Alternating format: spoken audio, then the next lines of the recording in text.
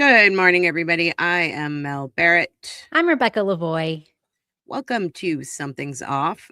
We have a pretty big day ahead of us. I think Mondays are going to be pretty big going forward. Anyway, today we are going to just dive right into this gigantic document dump that happened. I think it was on Thursday or Friday of last week.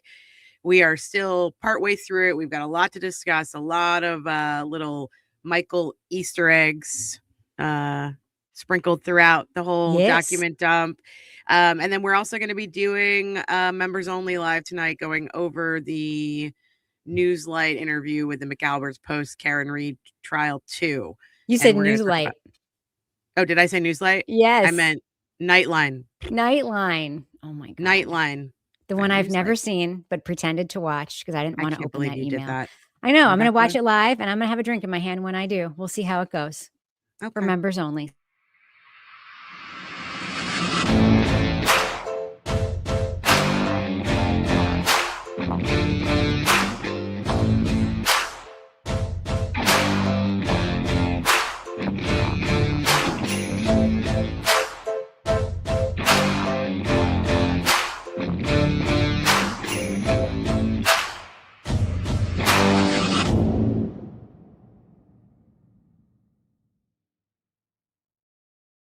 Rebecca. Yes.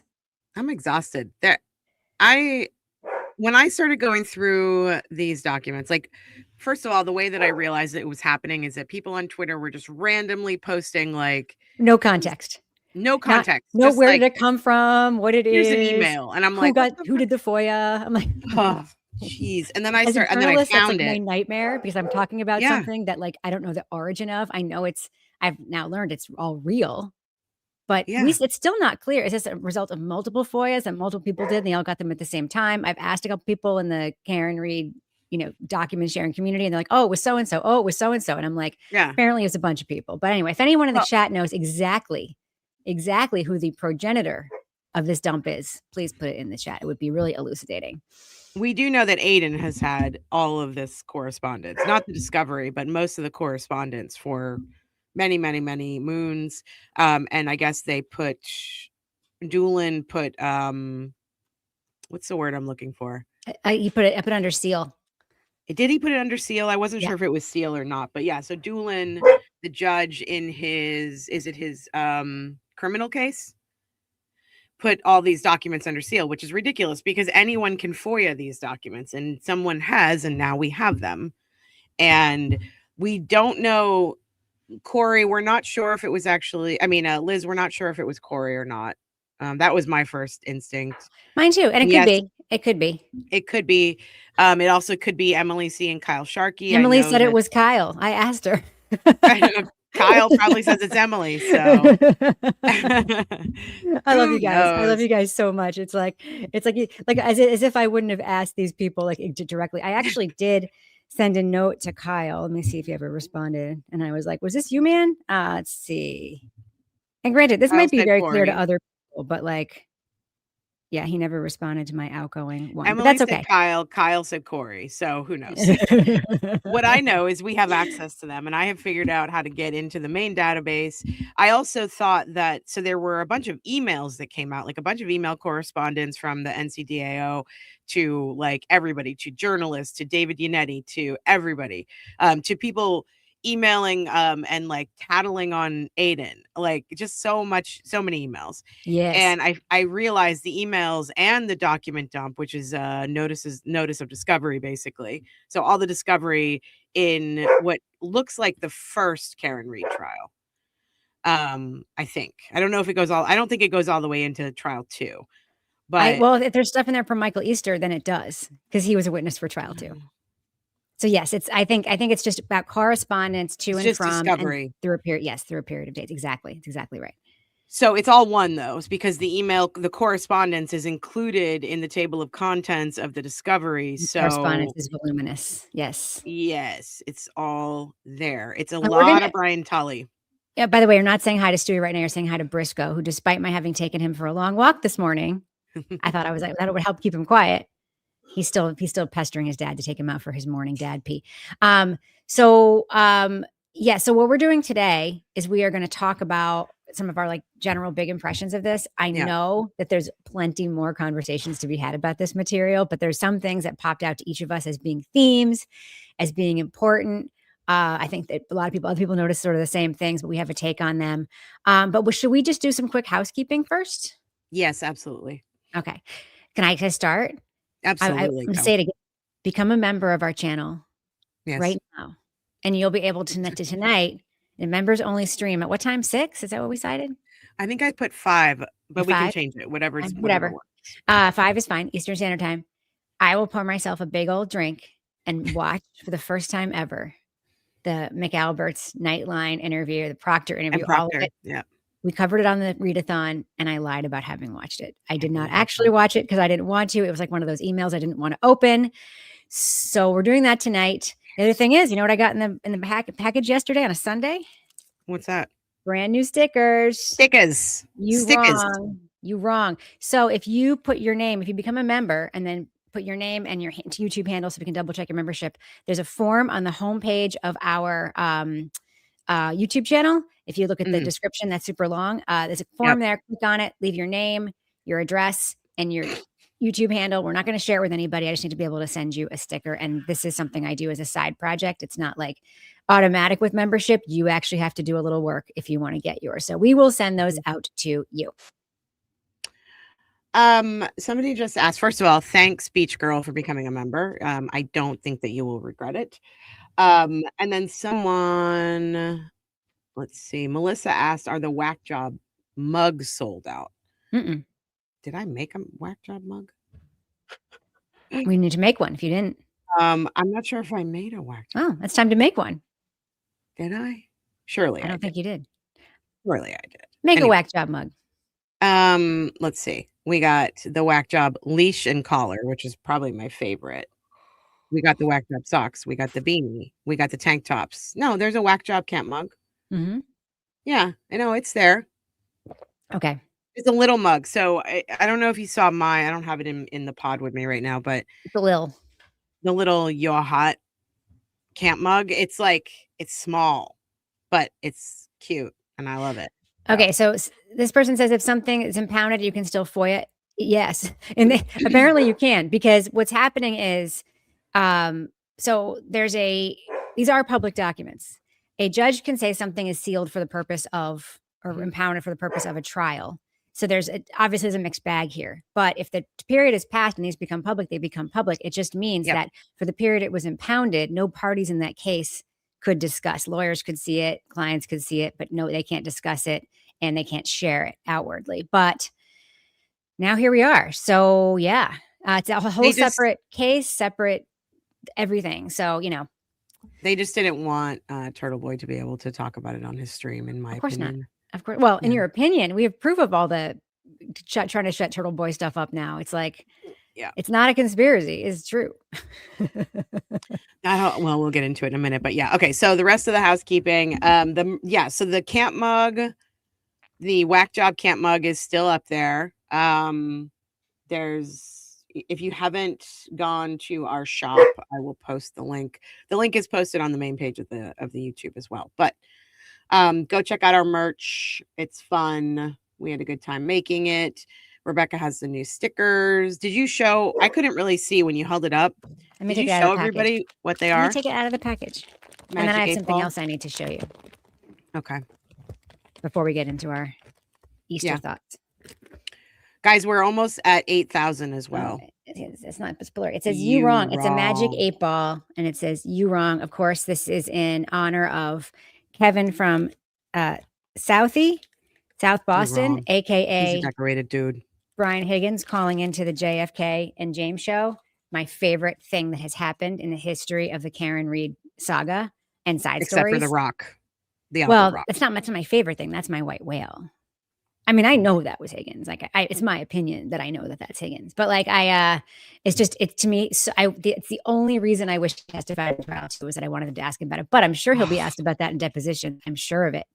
I wish we could see these depositions. I wish there was a way. I mean, like, I'm sure afterwards, some people will release them the same way that they did. They released the Trump depositions when. I'm not 100% sure we won't see them. We just won't see them like we don't, that's unclear right now. The federal ones will be more difficult, but the lawsuit that has been filed against Turtle Boy and Karen is not in federal court. So that's a different ball game there. So you want to answer that question? Because that's not what you think. Okay. So here's what here's what I guess happened with The Rock. My best guess is that it was actually kind of innocuous. My best guess is that the new homeowner, who apparently has been very cooperative with Karen Reed's legal team, with Turtle Boy, with everybody, when she bought the house, she bought it to flip, because apparently it's a very nice house, but it was in terrible shape. Had never been updated, all this stuff. So she bought it to flip, and she was unaware of what had occurred in the house, and I guess irritated because her house is basically a tourist attraction and all this stuff has happened around it. But my best guess, and this is the innocuous one, this is me being generous, is that the homeowner found The Rock maybe like in the backyard or something when they bought the house, and they thought, like, in a well-intentioned way, for let's put it in the front here so that they'll know they're at the right house or something. I don't know. I don't know. That's my most generous guess. My least generous guess is that somebody, a nefarious individual, knowing the view was about to happen, put The Rock on the lawn, painted it, put it on the lawn, and it also looked like it had like a blood stain on it or some sort of stain on it, as an attempt to lead the jury to think that maybe that's where he hit his head. But that's the least generous. But I think it's more likely the more generous and less likely the least generous, but I need to know. I need to know. And I need to know how they talked about it in court. I know we've got to see those sidebars. I don't understand why we're not allowed to see those sidebars. It's so ridiculous. Rumpled Foreskin, thanks for the $10. Appreciate you. They said your members only are by far the best. Members only on YouTube. If anyone hasn't seen it yet, members only Rebecca is fire. Can't wait to be members. Fire, aka drinking. Can't wait to me members only Mel. Awesome. I don't know what that means, but can't wait to meet members only Mel, because you have yet to unleash your members only persona. Oh, I don't know if I have a members only. I feel like I'm the same all the time. Unleash your cranky about quitting smoking, Mel, is what you need to do. Yeah, so I'm on day 6 of quitting smoking. I'm still pretty grumpy about it. My hair looks rad. My hair feels a little crazy to me today, but I appreciate you saying that. I maybe I'll do one of the get ready with me like Rebecca did, but I don't know. I feel weird about that. The members only Mel will probably be a members only Mel that is eating a gummy. And if that is the case, then I am wicked smart and I'm wicked funny. I'm wicked smart when I'm on the gummy. So if you guys can remember to go like this video and subscribe and do all those things, we are almost at 8,000 subscribers. Really? Awesome. That's so exciting. I love that for us. Exciting. Yes. I love that for us. Did you do your Amazon wish list yet? I did. It's very aspirational. Did you do it? I did. Yeah. Did you put it on the YouTube? Yeah. A lot of the stuff is the same as yours. And then there's other stuff that's also aspirational that I'm like, wait, there's the same as mine? I have some of the same items you do on yours. Yes. Really? Like what? We both have Blackstones and all the stuff that goes with ours. I also have like a $200 waffle maker. You know what? I made waffles. We did breakfast for dinner a couple nights ago. You made fun of me for my waffle love, my friend. I'm not, my whole family loves waffles. I'm not a waffle person, but I bought them a waffle maker because I know how much they love it. And I made them chocolate chip waffles for dinner the other night, and they were a big, big, big hit. Those waffles rule. Yeah. I got the flippy waffle maker, the one that flips over. Oh, yeah. That's like, yeah. The good ones are like that. That's like the hotel kind. Amanda said, yes, Mel, chapstick edition. Get ready with me. I take like 4 minutes on my makeup. Exactly. That's me. Oh, I need to re-upload those videos because I know I discovered something on the iPhone that probably everybody knows except for me. What's that? After you record a video, you can change the audio to be studio quality, and it totally fucking works. Yeah. I didn't know that. So I'm going to go back. I'm going to go, I should change the, I should have to, I'm going to replace those videos with ones with better audio quality. You can watch those on members only, of course. Okay. Rumpled Foreskin, I quit all of it. Nicotine and cigarettes. I'm just not happy about it. I'm grumpy about it. Like, yeah, I'm grumpy about it. It's a social thing. It's how I meet people sometimes. Also, what you don't realize is how often you fill your time with it. So when you're bored or when you are waiting for something, you like go smoke a cigarette. So And people it's look at their like, phones and play cribbage or whatever, like I do, and you would yeah, smoke. Yeah. yeah, yeah. So yeah, wow. Okay, bukkake DKs with WTH. Bukkake. I want to know what your name means. Bukkake DKS. DK's What the W. H? Yeah. What the heck? I don't know. I mean, we know what bukkake is. I And we know know. who I know. bukkake refers to. Yeah. So become a member. You get a sticker Owen's if you sign mom. up for one. You get to watch our Tonight Members Only live tonight. And if you become a member at the higher level, you can watch our pop culture members onlys, which we're starting like next weekish. And then also you can leave a tip if you just want to like do a, what is it called? A super chat. You can do that. Or you can, of course, just look at the Venmo or Cash App that's on the page. Oh, look at that. Cocky, thanks for the $5. They said, I quit drinking at 21. I quit dope 11 months ago. I can't quit smoking.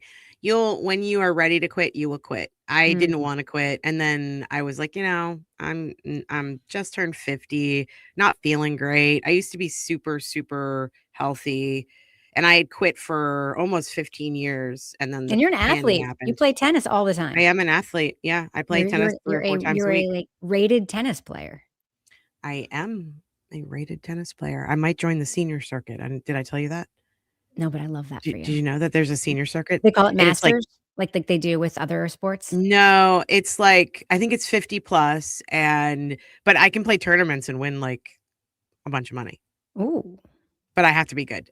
And I don't know if I can win any of those tournaments because some of the women are like, I play with these college, like ex-college players, ex-semi-pro, ex-pro players, and they're very good. I don't know if I could beat any of them, but I could try. So, but it would be fun. I mean, but I have to get in shape and I'm not feeling great. And, you quit smoking when you're ready to quit smoking. I'm proud of you for quitting dope 11 months ago. Keep going. That's amazing. I'm computer rated 4.0. I am pro rated almost 5. That's a tennis rating. That's what somebody wanted to know about. Yeah. Very exciting. Very exciting. Yeah, my universal tennis rating is over 5, but I don't call myself a 5. So well, I have sorry, go ahead. No, I was done. You go ahead. I want to show you some brief stuff before we start about our document dump coverage. Please. Okay. Yes. So in an attempt to get Briscoe to be chill for our morning stream, I got up at 5:45 today. I showered, I got dressed, and then I took the dogs for a regular walk because Stuart can only go for a regular walk in the neighborhood. And then I put Briscoe in the car and I took him to my favorite federal park and we did a longer walk. But on my way out of the house, I saw this. What do you see there? What is it?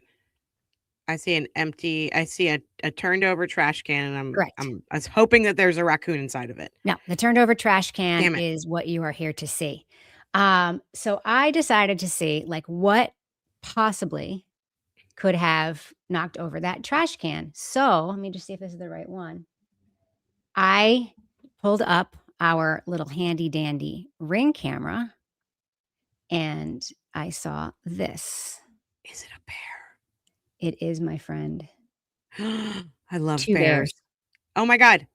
I love bears. I love bears. Came over here on the right, kind of walking through. And then I was like, okay, so let me just double check. That's a good Ring camera. And make sure they went in the garage. Wait, did you leave the garage door open? Unfortunately, last night I did. I forgot to close it. Hold on. You ready to see them walk into the garage? Bears came for you. Here we go. Hi, Mr. Bear. Little bear. Yep, it's a little guy. I love black bears. They're so cute. So then I remember watching he's gonna knock over the garbage pail right now. You can see him looking at it. He's like, "What's this? This seems like it might be tasty." You see the garbage pail over here? He's right there. Yeah. Can you imagine if you'd woken up and there was a bear in your garage? Well, interestingly, at about 10:45 last night, or when this happened, Briscoe started to whine.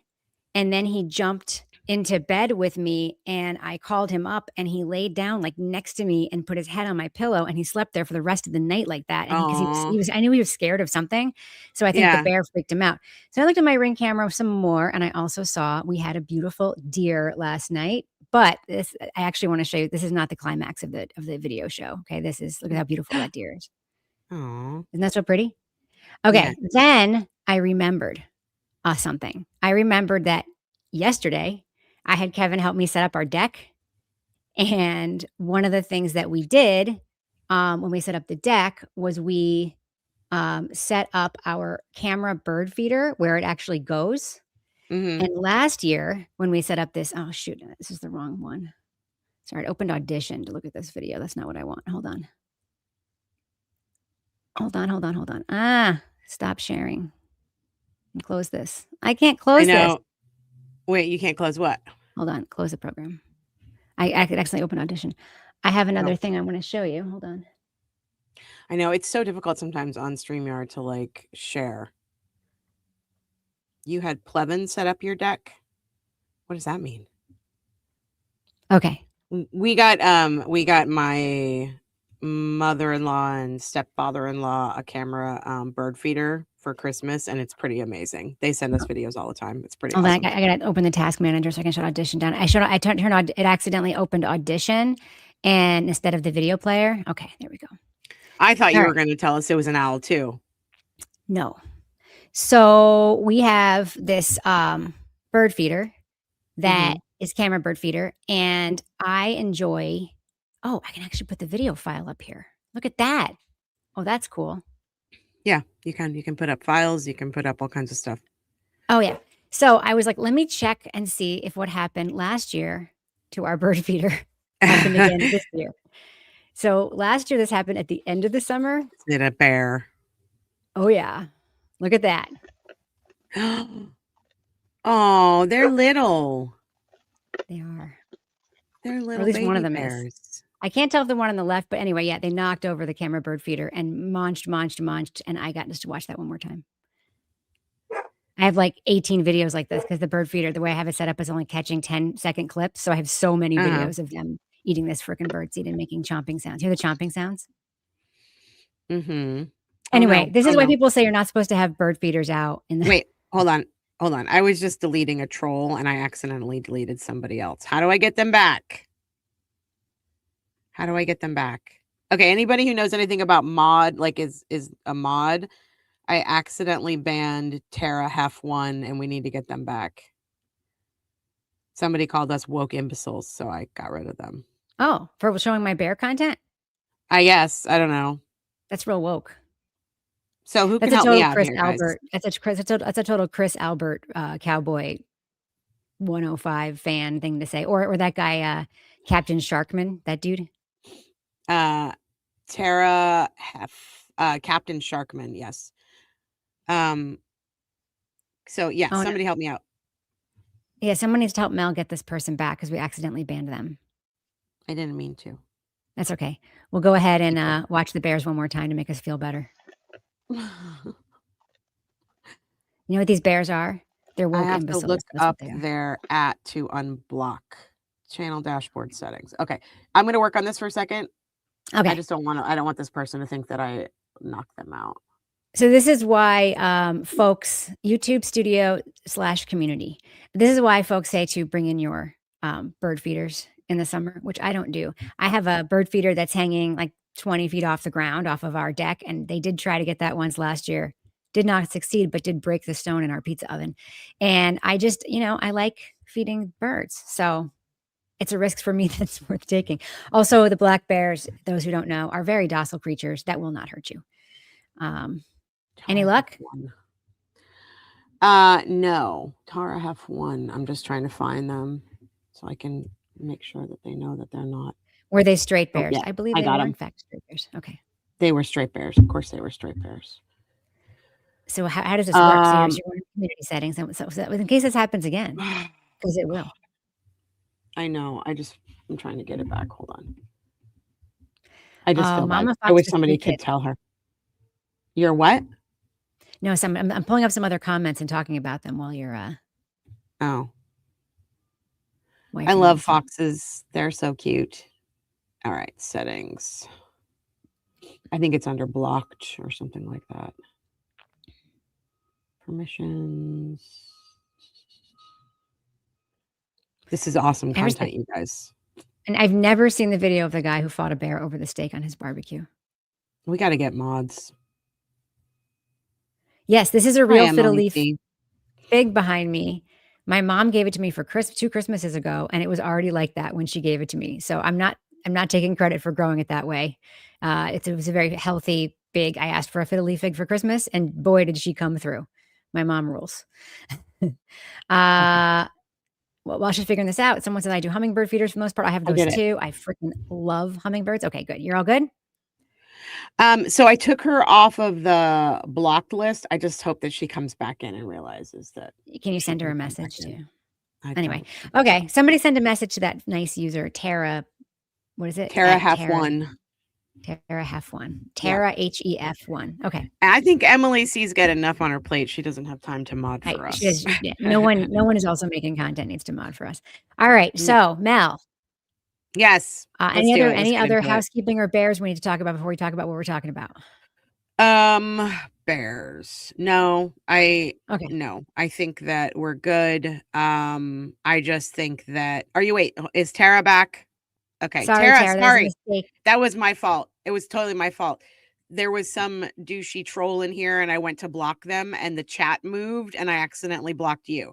I'm glad to see you're unblocked now and I'm glad to see you came back. Okay. I feel much better now. Yeah, so we had like a volleyball weekend. We started rewatching Breaking Bad, which I love. I just started watching it over again. Oh, when are we doing we need to figure out when we're doing our DTF pop culture. I think we're doing it on the 4th. Yeah, we'll figure it out right when we're done with this. Yeah. And then we're doing the members only tonight again for everybody that's just coming in, because I think when we were talking about this, we only had about 200 people in here. Now we have closer to 600 people in here. But we are doing a members only stream tonight at 5 p.m.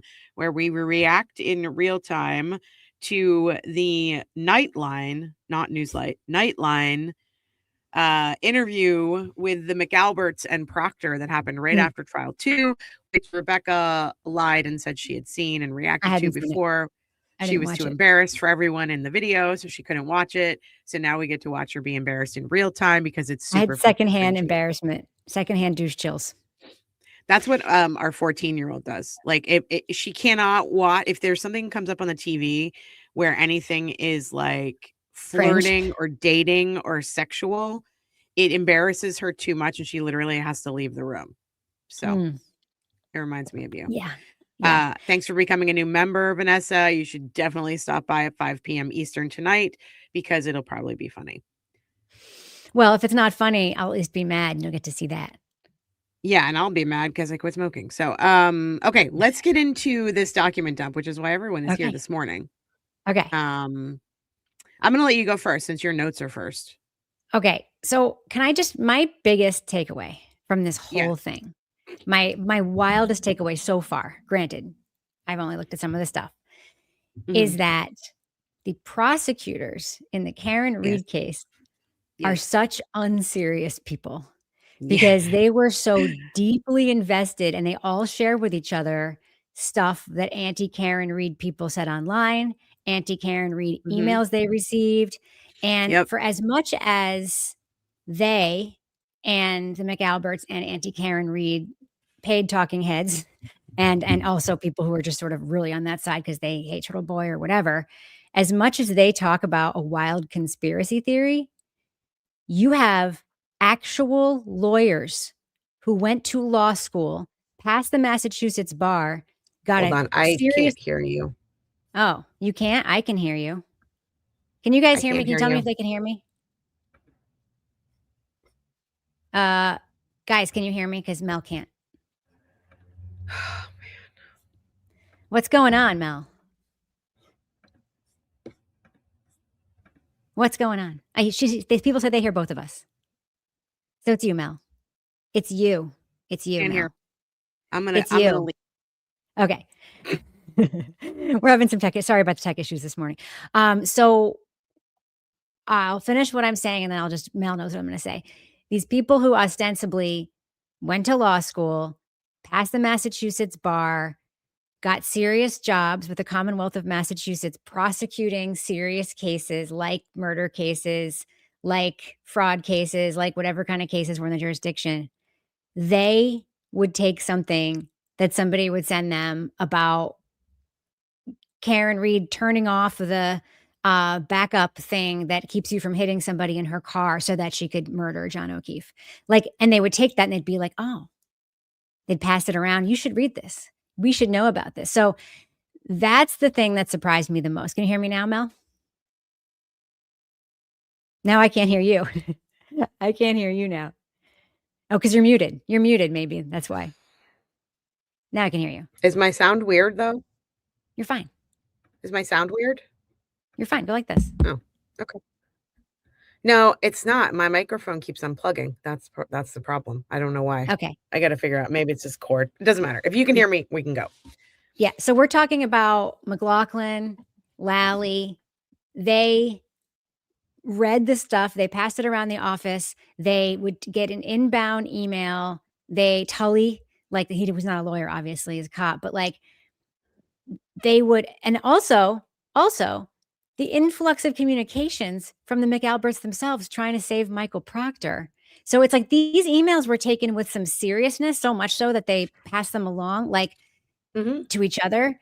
It is, that's my big takeaway, is that there was an anti-Karen Reed conspiracy theory stuff going on in the office of the Norfolk County DA, even as they were out in the world talking about crazy online conspiracies about Karen Reed being innocent. Like they were all in on the Julie Carpenter-ness of the internet in such an unbelievable way. Because they needed the bolstering, because they needed to convince themselves that they were doing the right thing. Mm-hmm. Because what I noticed, if you want my overall take in the correspondence and everything, these charges should have never been brought. Nope. It was Clown Town. And they all knew it. And they knew that they were just like having to, like Adam Lally especially knew it, you know, and looking at the emails back and forth. Every time he's begging MSP or Canton for discovery, like, and my favorite emails came from Eliza Little, actually. My favorite would, an email, she would send an email and it would be like, hey, it would be like, hi there, Adam. I'm just following up on the past 2 emails I've sent you, parentheses, which you have yet to respond to. And then, you know, she goes on. And it's like he was so overwhelmed and inundated with people coming at him from every side. He just like, he was barely treading water. And he was having to tread water for a case that he knew. And I think everyone knew, including Bev Cannoni. And that freaks me out, actually. Like, I think everybody knew that this case never should have been brought to charges. Sure, but they were pot committed. But they went after her twice, though. I know. No, I know, because they were pot committed, because it was PR.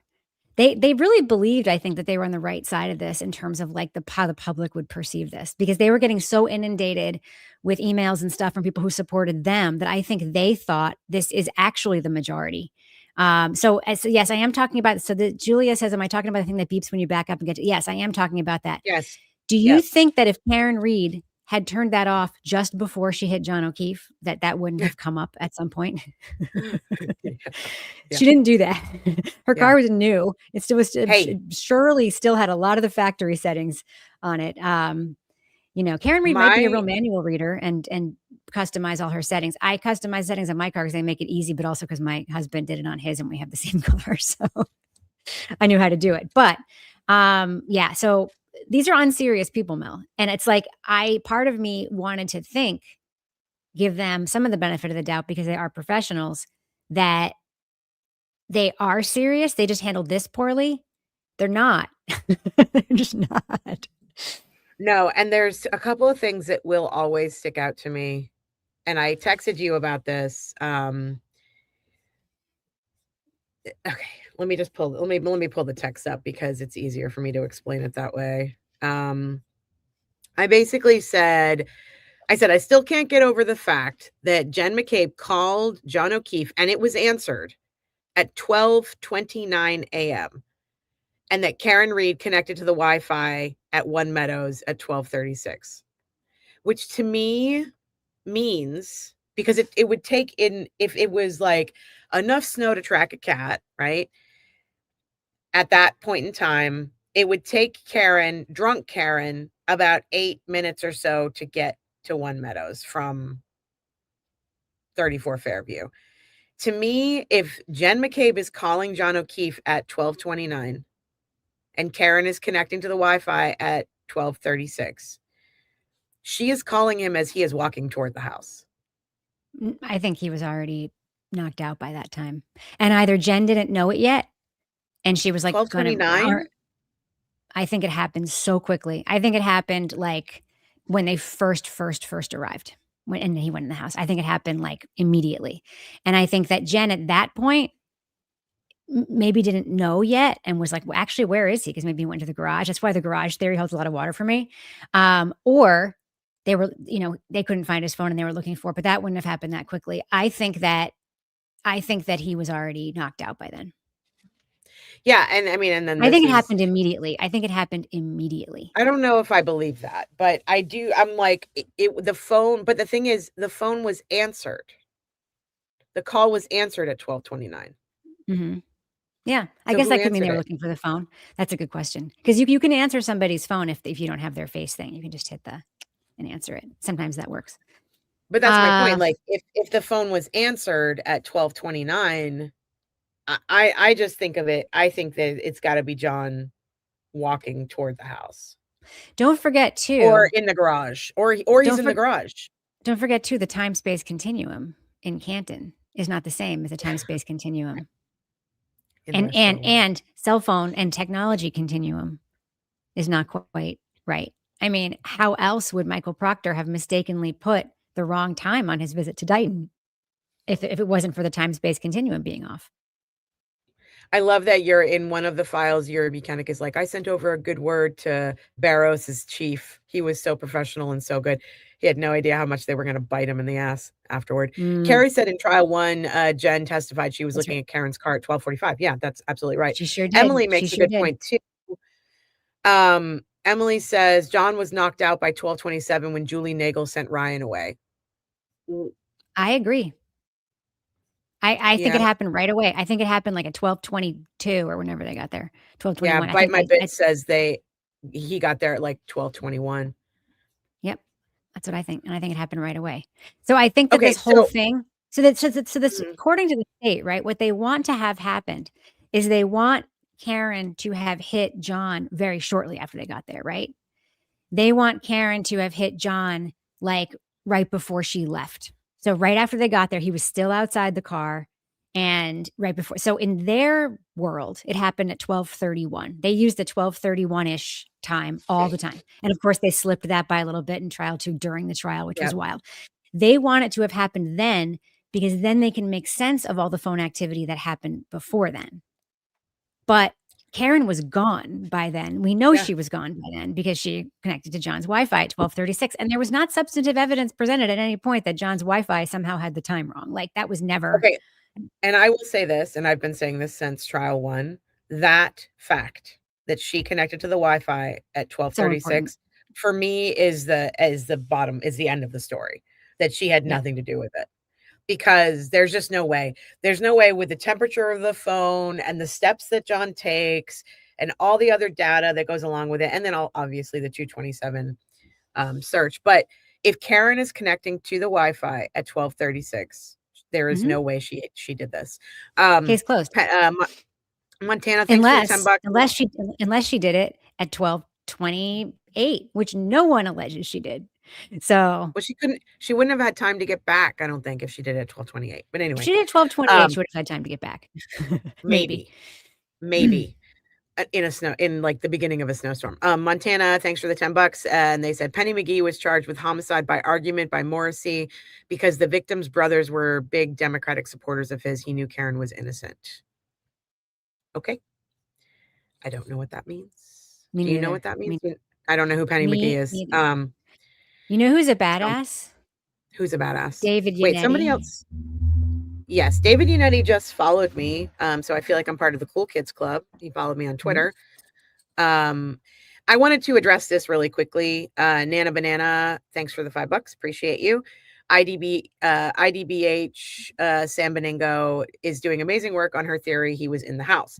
I agree she's doing amazing work. I'm not totally convinced that John was in the house. So Sam is positing, and she really is doing amazing work. And this isn't just about psychology. She's taking the testimony and she's comparing. I think I mentioned this to you the other day. She took the testimony of all the people that were in the house, and they all said different things. They all said, Colin went in this door. Colin went out this door.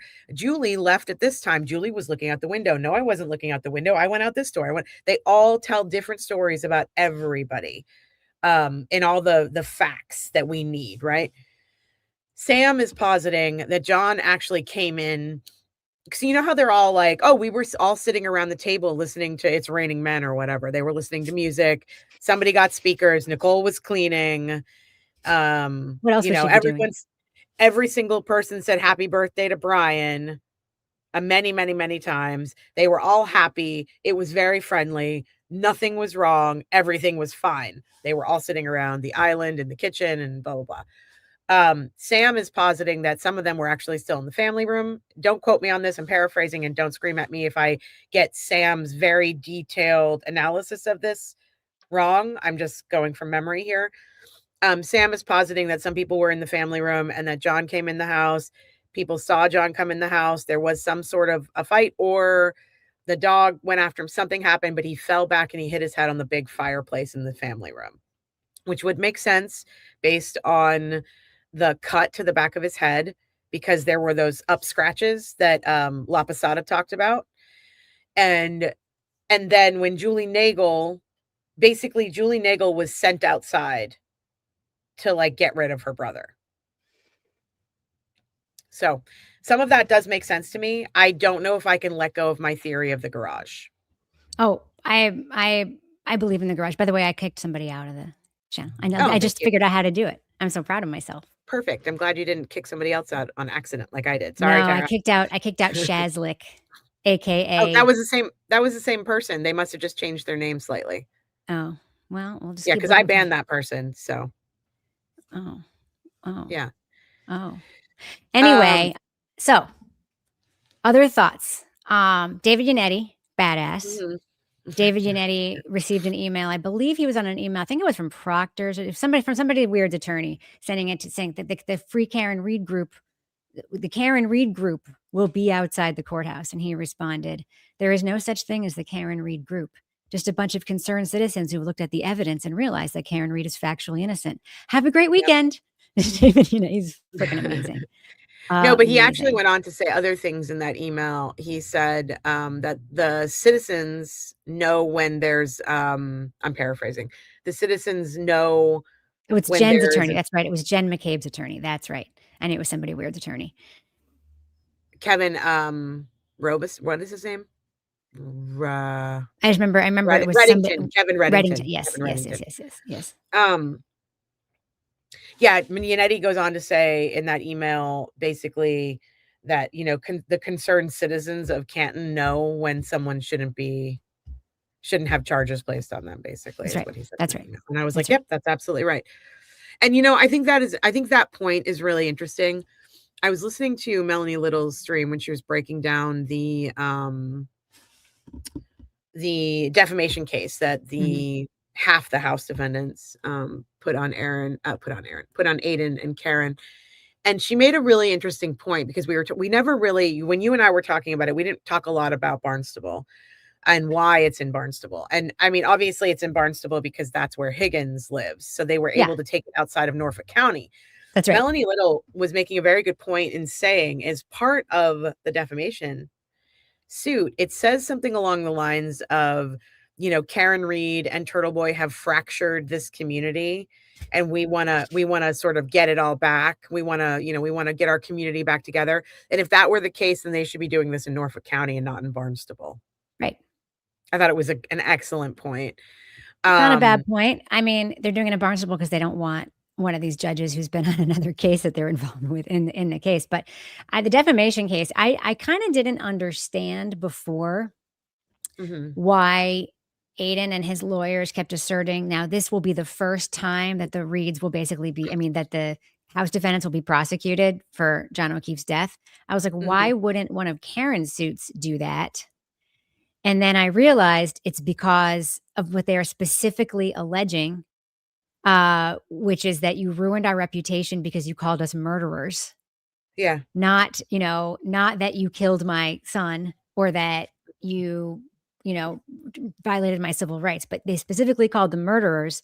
So they're basically alleging. So basically they get to try to prove that they could be murderers. And that's specifically what it says. But yeah.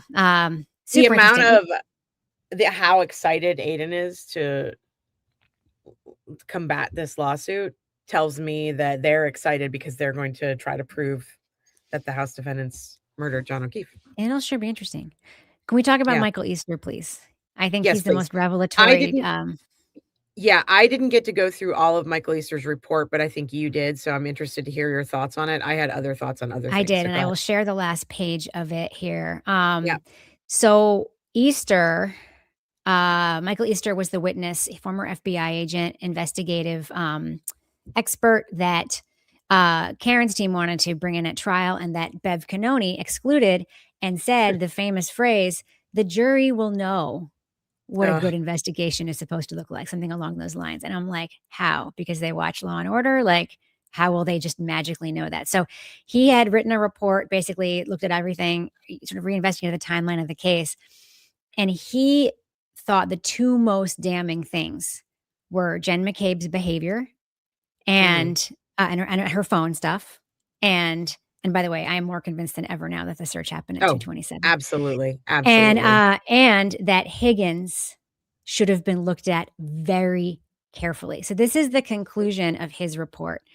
It says, my investigative review of the discovery materials provided by the Commonwealth of Massachusetts reveals a pattern of significant deviations from established best practices for critical independent investigation, as well as failures to adhere to the Massachusetts State Police Policy Guide.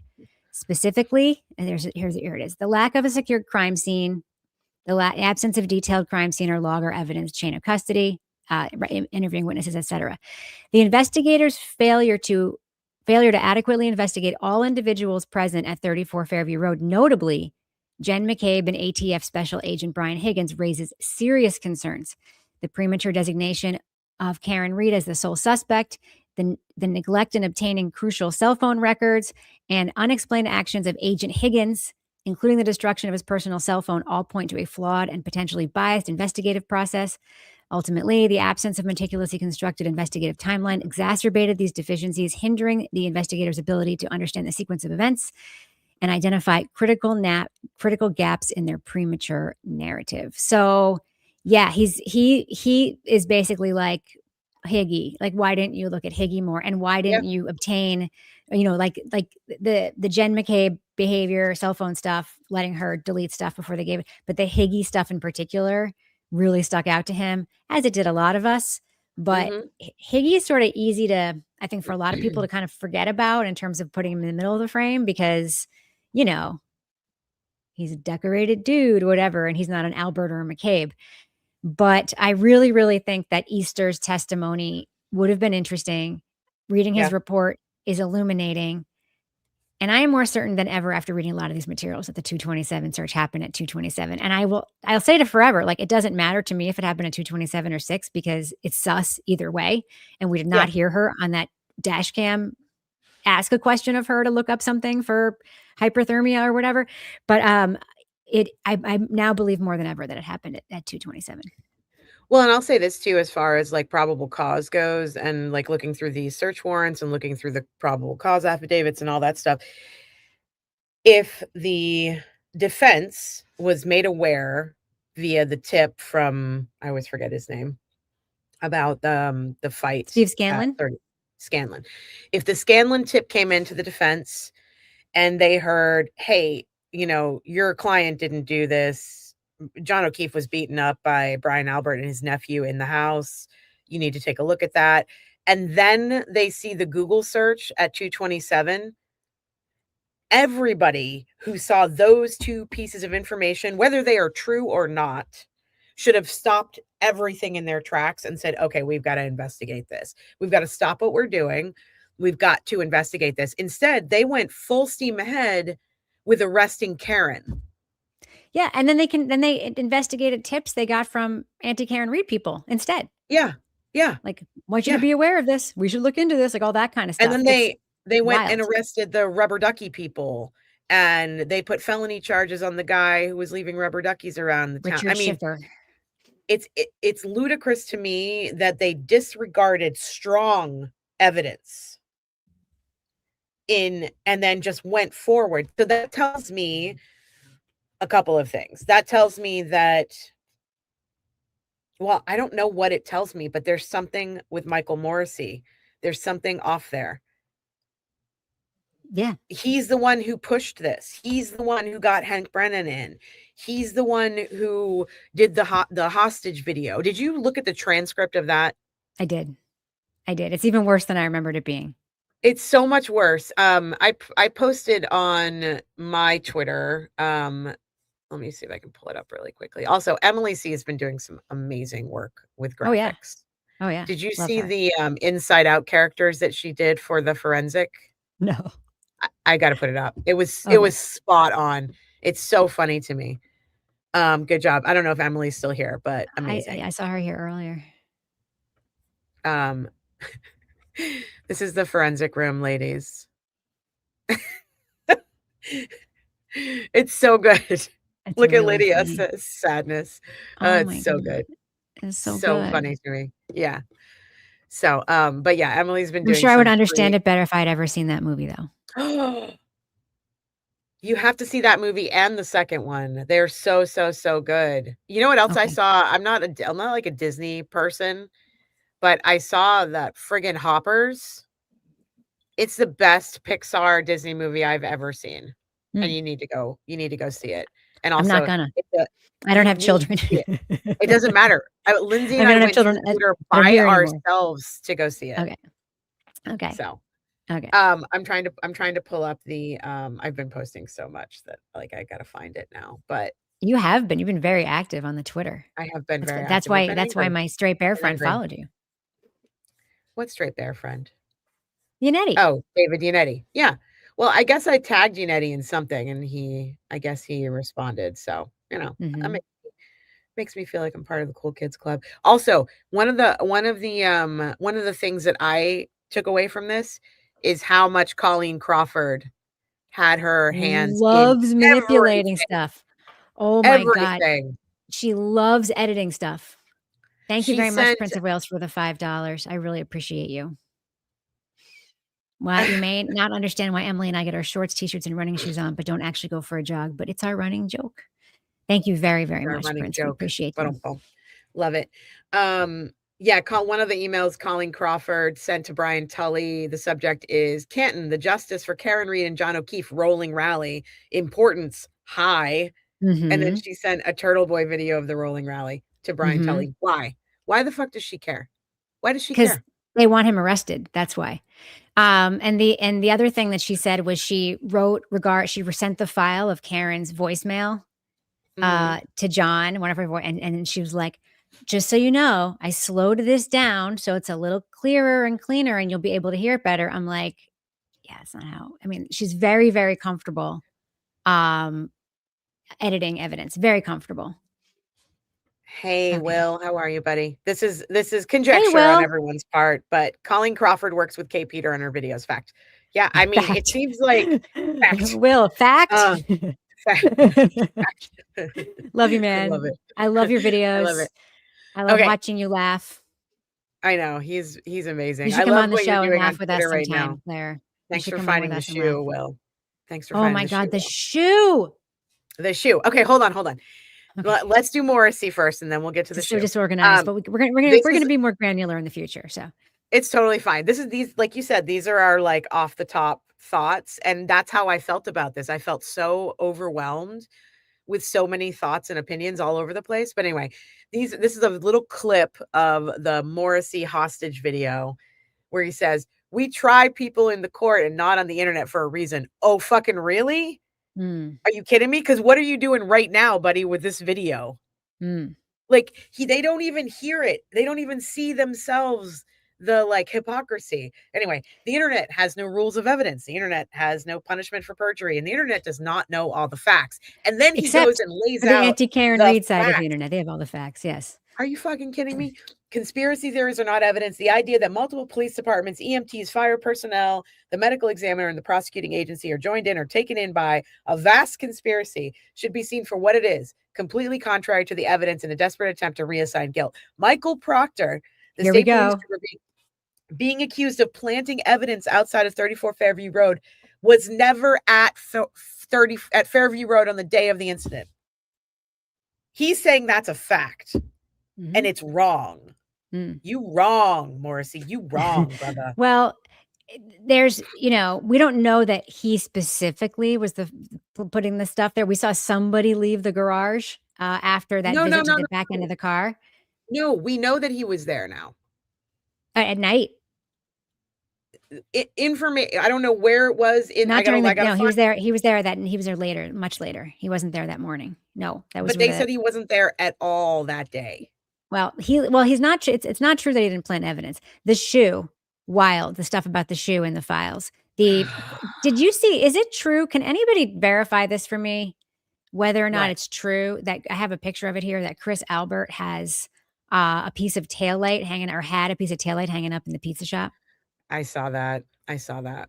And there's also a thing in here about him texting everybody the next morning, the morning John O'Keefe was found dead, party at D&E Pizza. And John O'Keefe was on the text, allegedly. I'm looking at these files, and the files are literally like, it's like a grid, you know, when you see stuff like that, and it's like a call log grid or a text log grid. And I'm like, I don't know how you're interpreting that out of what I'm looking at here. But somebody did actually share this tweet, which if someone could tell me like what they know about this, I'd appreciate it. I don't want to like assert something as fact when I'm in essence, just looking at something on the internet and drawing conclusions. That's a mistake to do, by the way. It's always a mistake to just look at something on the internet and draw a conclusion. It's fun to do sometimes, but it's never a good idea. Let's see. I want to look at What are you looking for?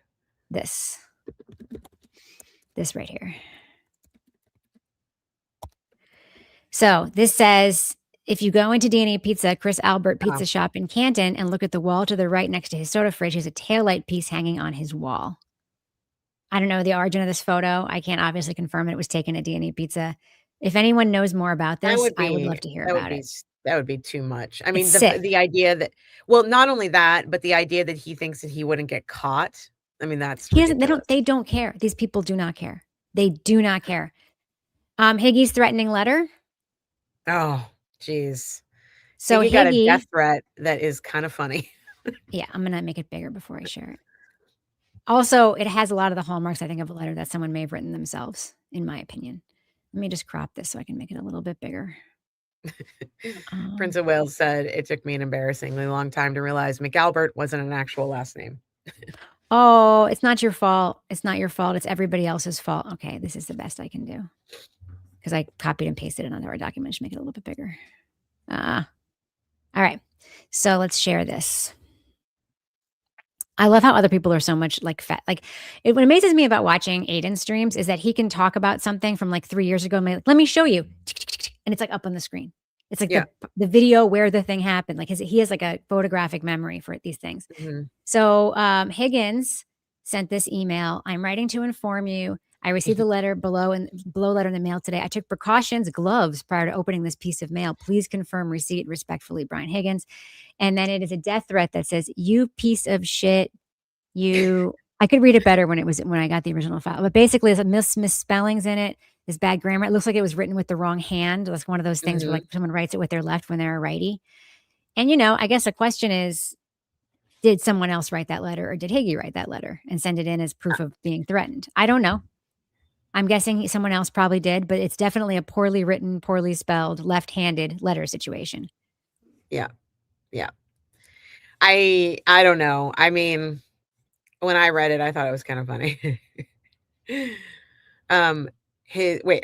have to read it because it's really funny. It says, you have to read Brian Albert was, I can't read it. It says, here, I'll find the original. cocksucker, punk ass nephew Colin. You're all going down. We all know what you assholes did to our brother John. That rehomed Chloe too. Laughing my ass off. Rehomed. You guys. Here it is. Hold on. Something. Yeah. I have a better version of it here. I mean, the thing is, you make a good point though, because if he's willing to call in as, what's his name? Kevin from Southie, he's probably willing to do this too. 100. Okay. So here's what it says. It says,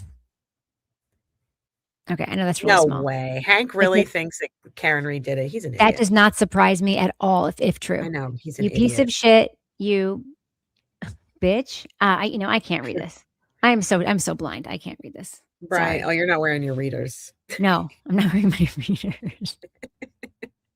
I don't have any readers here at my desk. You're wrong. We have a swear jar. We've stolen valor awards. Does the letter have a whiff of Jameson and cringiness? Oh my God. Karen. You can now, yeah. Can you do a little bit of Higgy for us? It's a good time. I mean, moment. I wish I had one of Higgy's emails up. Let me think on it. Okay, you got to think on it. I just read most of it. Okay, okay. Send me the link really quickly, Rebecca. I will read it. I'm going to read it in Higgy voice. I'm going to email it to you. Okay. Yeah. Although, is it in the notes file? Yeah, but it's even hard to read in the notes file, in my opinion. I meant like the link. Oh, I don't have the link in the notes file. Oh, that's what I'm saying. Okay, this isn't working. We're so good at this. Oh my God, we're pros, absolute pros. I'm gonna send you an email. Okay, in an email. Compose. I know we're so old fashioned. We're so. It's very funny. By the way, I've been getting little notifications from our post office box that there's a package on the way for me. Ooh. And I think it's from Pimabo. They sent me the Love Wins rainbow cup that broke. So thank you for doing nice. All right, Mel. Here you Although go. Lindsay got a little bit pissed because she had bought one for me too. So I got two coming now. Oh. It's like the gift of the Magi going on at your house. I know. Oh, and I have to mention. Yes. Oh no, it's diagnosed, and I take Ritalin, extra release, and I actually did take it this morning, believe it or not. I don't have this person's name on me, and I will remember it for later when we do our members only. But somebody sent me the rainbow compression socks from my Amazon wish list, and it made me very happy. Oh. Yeah, it was very sweet. Okay, here we go. I can read this. I'm waiting for my waffle maker as we speak. All right. It says B. Higgins. That's the address on it. And you're going to read it as Higgins. Yeah. You piece of shit. You Brian Albert. He's no brother. He's a motherfucker just like you. His cocksucker punk ass nephew Colin too. You two all going down. We all know what you assholes did to our brother John that rehomed Chloe too. LMAO rehomed. Your day's coming. Gang. Gang. Gang. Very good. Thank you. Big claps for you. Very big claps. Oh my God. Gang. So speaking of correspondence, there are letters from Matt McCabe and Carrie Roberts. In support of Michael Proctor. Oh yeah. Matt McCabe's email, which I don't have to paste it here, but I did read, was in particular, like, I've always had feelings about Matt McCabe. He gets described as the doofus. I've heard Aiden describe him as like the doofus who flips burgers at the barbecue. I have other notions. I saw the video where he was confronted at the lacrosse game, and whatever you think about that tactic, which a lot of people would say was inappropriate, whatever. The first thing he did was get up in that camera lens and basically like, well, you're here because you want to look at children. Like he came out the gate with an intimidating pedophile, you little man, like immediately, like the bully face, like the very red, very like cauliflower face that was just like real mean. I felt like the mask kind of dropped right there.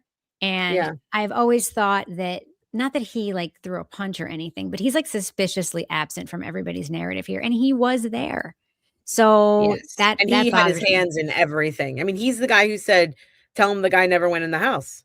Haha, LOL. He had his hands in everything. Yep. Yeah. Do you think that do you think that Jen knew on her own how to delete a search from her phone? Absolutely. Everyone knows how to do it now because we've all looked at how to do it, and it's actually not hard. But like, do you think I only know how to do it because of this case and because of seeing how and it's very easy to do, but it's not something that comes natural. And here's Miss Carrie Roberts, the last part of Miss Carrie Roberts' letter. The wrongful termination of Michael Proctor and the senseless investigation of John Fanning, Brian Tully, and Yuri Buchanan directly compromised the retrial of Commonwealth versus Karen Reed, undermining the district attorney's case and tainting the potential jury pool. Not only do these actions directly interfere with Commonwealth v. Karen Reed, but also Commonwealth v. Aidan Carney and any future civil suits. I ask that you postpone any actions or investigations of law enforcement officers until after these trials. Who does she think she is? Like, who does she think she is? The thing. Like, she thinks that she's powerful in that town. You can hear it in the way that she writes. Given the gravity of these concerns, I respectfully urge your office to initiate a comprehensive and impartial investigation into these concerns. It is essential to ascertain whether any court proceedings or government activities have been influenced or driven by political considerations. Yes, of course, it's all political. It's honestly all political. Additionally, measures, she means like woke political. She doesn't mean Additionally, measures must be taken to safeguard the integrity of the Commonwealth. Karen Reed and Commonwealth v. Aidan Carney. She cares a lot about Aidan Carney's prosecution, a lot. And I just wanted to, since we were I want to keep on the Matt McCabe subject too. I want to watch this video real quick. Oh, have you seen it before? I have, but if the audience hasn't, I want to, and I haven't watched it in a really long time. Okay, you ready? Mm-hmm.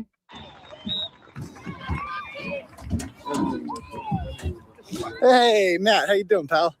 How you doing? Good. How are you doing? How you doing? Hey, Jen, how you doing? Fancy seeing you here. All good, right? How are you? How you doing? All right. So, how did court go the other day? Went great. Sorry, do you have a child on the team? Do you? I do, so I'm trying to watch. No, I'm at a public event, so I can do whatever I want. So anyway, Jen, I have a question. Did you think that you could outsmart Karen Reed? Did you? Do you think that's funny? Do you think that's funny?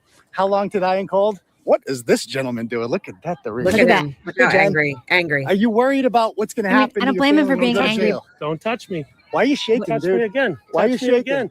Touch me again. So, Jen, are you worried about what's going to happen when your kids go to jail? Touch me again. When you go to jail, I apologize. To your children. Are you worried at all about that? Fugitive unit is on her hat. Oh, you're so fast. Oh, what are we doing? Jen, did you think that you could outsmart Karen Reed? Yes or no? Did you? Why did you Google how long to die in cold, Jen? Why did you Google how long to die in cold, Jen? Why did you Google how long to die in cold, Jen? Do you have any answer for that? Is that the perfect? It was just. Do you have any answer for that? Did you hear that? Yeah. Miss McCabe, do you have any answer for that? Why should I leave, sir? I just have some questions. I just want to know why she Googled how long to die in cold. I just wanted to know why she Googled how long to die in cold. I'm just curious. I'm just curious. I'm just curious. I'm just curious. I'm being assaulted by an umbrella man. What is going on here? What is happening right now? Yeah. Okay. I don't think that anybody can deny that if that I mean, I understand him being mad about being confronted at this guy. I understand it. But the way he expressed himself in this video. That's my point. Yeah. The poking, what are you going to, don't touch me. Don't touch me. Don't touch me. That's like the gaslighting thing that someone does before they punch you in the face. Like that's what that is. Right. Yep. And they are really, he's an angry person. And initially he was like, hey, I don't know if he recognized him immediately or he thought it was funny immediately, but yeah, it was. And, you know, when you watch, by the way, we're all cheering TMZ and DC and the hard questions they're asking of these politicians, these Australian reporters from TMZ. That's essentially what's happening here is a shoe leather kind of gonzo journalism thing that, you know, for a public official would be a regular practice. Although the press now, if someone's coming down a church step, they won't ask them a question. If someone's coming out of work, they won't ask. There's like a whole fear around doing it. But knocking on doors, confronting people in public places is fair game You can disagree with how he did it, what he said, the fact that he did it there. You can disagree with all of it. But Matt McCabe immediately went into bully mode. Immediately. Yes. It's so so that's, I think, their MO. That's their MO in this town. I mean, if you go back and watch, well, first of all, let me just say, thanks for the $5, touchstones and roses. Sorry, I took that down. I think Matt McCabe and Brian Albert both were communicating through and manipulating Jen and Coco's phones. I agree. I agree. But I will say this. I think that we also have to, just because of everything that's going on, as part of the defamation suit, the Jen McCabe, Brian Albert, Colin Albert, and Brian Higgins are like, we're going to keep looking for other people to sue who we think are defaming us. So I just want to say, I mean, it's ridiculous that we have to even say this, but for the record, this is an opinion show. Always. Yeah. We give our opinion here. We show legal documents. We discuss facts that exist on the record, but we're talking about our opinions here. Yeah. And we're sometimes allowed we to speculate. share our opinions. That's okay. Yeah. So that comes up, by the way, what that commenter just said. I was always surprised that this wasn't a question that was at least asked in court to the jury, be in the jury's mind. The 6-second phone call, or the phone calls to Coco's phone that were answered, that they said was just a butt pickup or whatever, because we were fucking or whatever it was, like those things. She might have been calling Coco's phone, but that doesn't mean she was talking to Coco. Right. Right. Which makes it easy to say that on the stand. Correct. I never spoke to my sister. I never spoke to my sister. I never spoke to my sister. Correct. I spoke to Brian Albert. I never spoke to my sister Nicole. I never, she may have called, but I never spoke to her. Hmm. Those who do you were think the is answers. writing? By the way, who do you think is writing these emails? Hold on. Who do you think is writing this for real? Do you think this is Carrie Roberts' words? I don't know. I don't think, based on how Carrie speaks, no. I'm sure that Jen wrote it for her, or somebody, that has, I don't know. I mean, that's all speculation on my part. I have no idea, but Carrie didn't write that. Right. I'm just going to click this because it's right below it, not because I think that, I know I'm a very ADHD. We're all over the place, but that's what we said we were going to do today. This dash cam video of. Oh, can I say something that is completely off topic? 100%. Let me take this off the thing. Absolutely. Did you see Sue O'Connell? What is she doing? Did you see her insert herself into Jess Machado's timeline this weekend? Okay. I was like, Sue, what the fuck are you doing? Mind your own goddamn business. Or just don't poke that bear. Why would you poke that bear? Let it go. So what we're talking about is, over the weekend, Jess Machado went to a political event. On camera, she said, I am here reporting on this as a journalist. I also happen to be a delegate, and I also happen to be a GOP activist, right? So she said all those things on camera. Sue O'Connell, she didn't post that video. She posted the video, but it was in the middle of the video. So if you didn't know it was there, whatever. Sue O'Connell goes to her Twitter and is like, if you were a real journalist, you wouldn't I'm paraphrasing, obviously. You wouldn't, be an activist, and you wouldn't be a delegate at this event. And she's like, and if you are those things, you need to put it in your bio on your Twitter or whatever, like all the rest of us journalists do. And I'm like, Sue, why?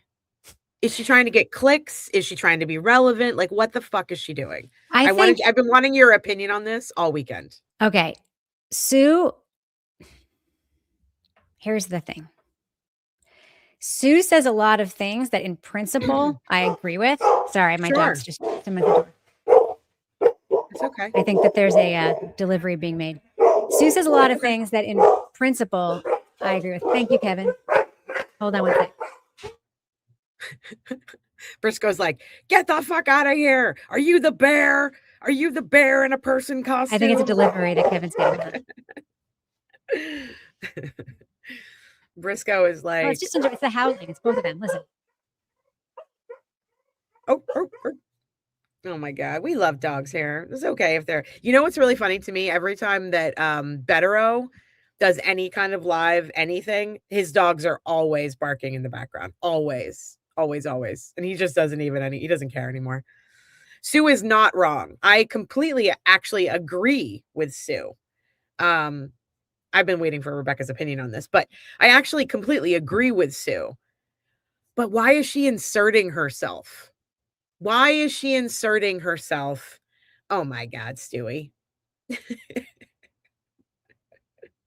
I'm just distracting him so he stops. Because when one of them barks, the other one barks. And this one in particular, Briscoe has a very loud bark, but he has the one that's like, old man, get off my lawn bark. It's so annoying. And he barks all the time. So here's the thing. Sue O'Connell says things that in principle, I agree with. That might be factually correct. She talks about how journalism works. She talks about how sourcing works. She talks about the difference between commentating and journalism. She explains when she's doing each one. But she has now assigned herself to be the police of a very specific group of people. Yes. She, I actually kind of enjoy her and Aiden's fighting on Twitter. I wish they would do a show. I wish they would do a live together. Actually. I would love to have them on together. That would be incredible. I think that there's like a begrudging, whatever both of them might say. I think there's like a begrudging respect right there. They wouldn't spend the time going at each other. Yeah. I have feelings about Jess Machado. I don't agree with most of what she says. I mean, I think it's great that she's a great friend to some of our friends. I think it's great that she's loyal. I think it's great that she's willing to go on the record with things that are wrong, all that stuff. She has points of view I don't agree with. That being said, I would never poke that bear with the longest stick in the entire world because she is reactionary. She is, she'll torch you and it's unnecessary. Like if she said something negative about me, it would probably be in passing or whatever. I mean, she unblocked me on Twitter, which I appreciated. We could have dialogue about stuff. We'll probably meet at some point. I hope it would be, I expect it would be civil and nice because we're both just people. But why would you, Sue O'Connell, spend a minute of your day poking that bear? She's become the police of journalism, but only to a specific group of people. And the bloggers.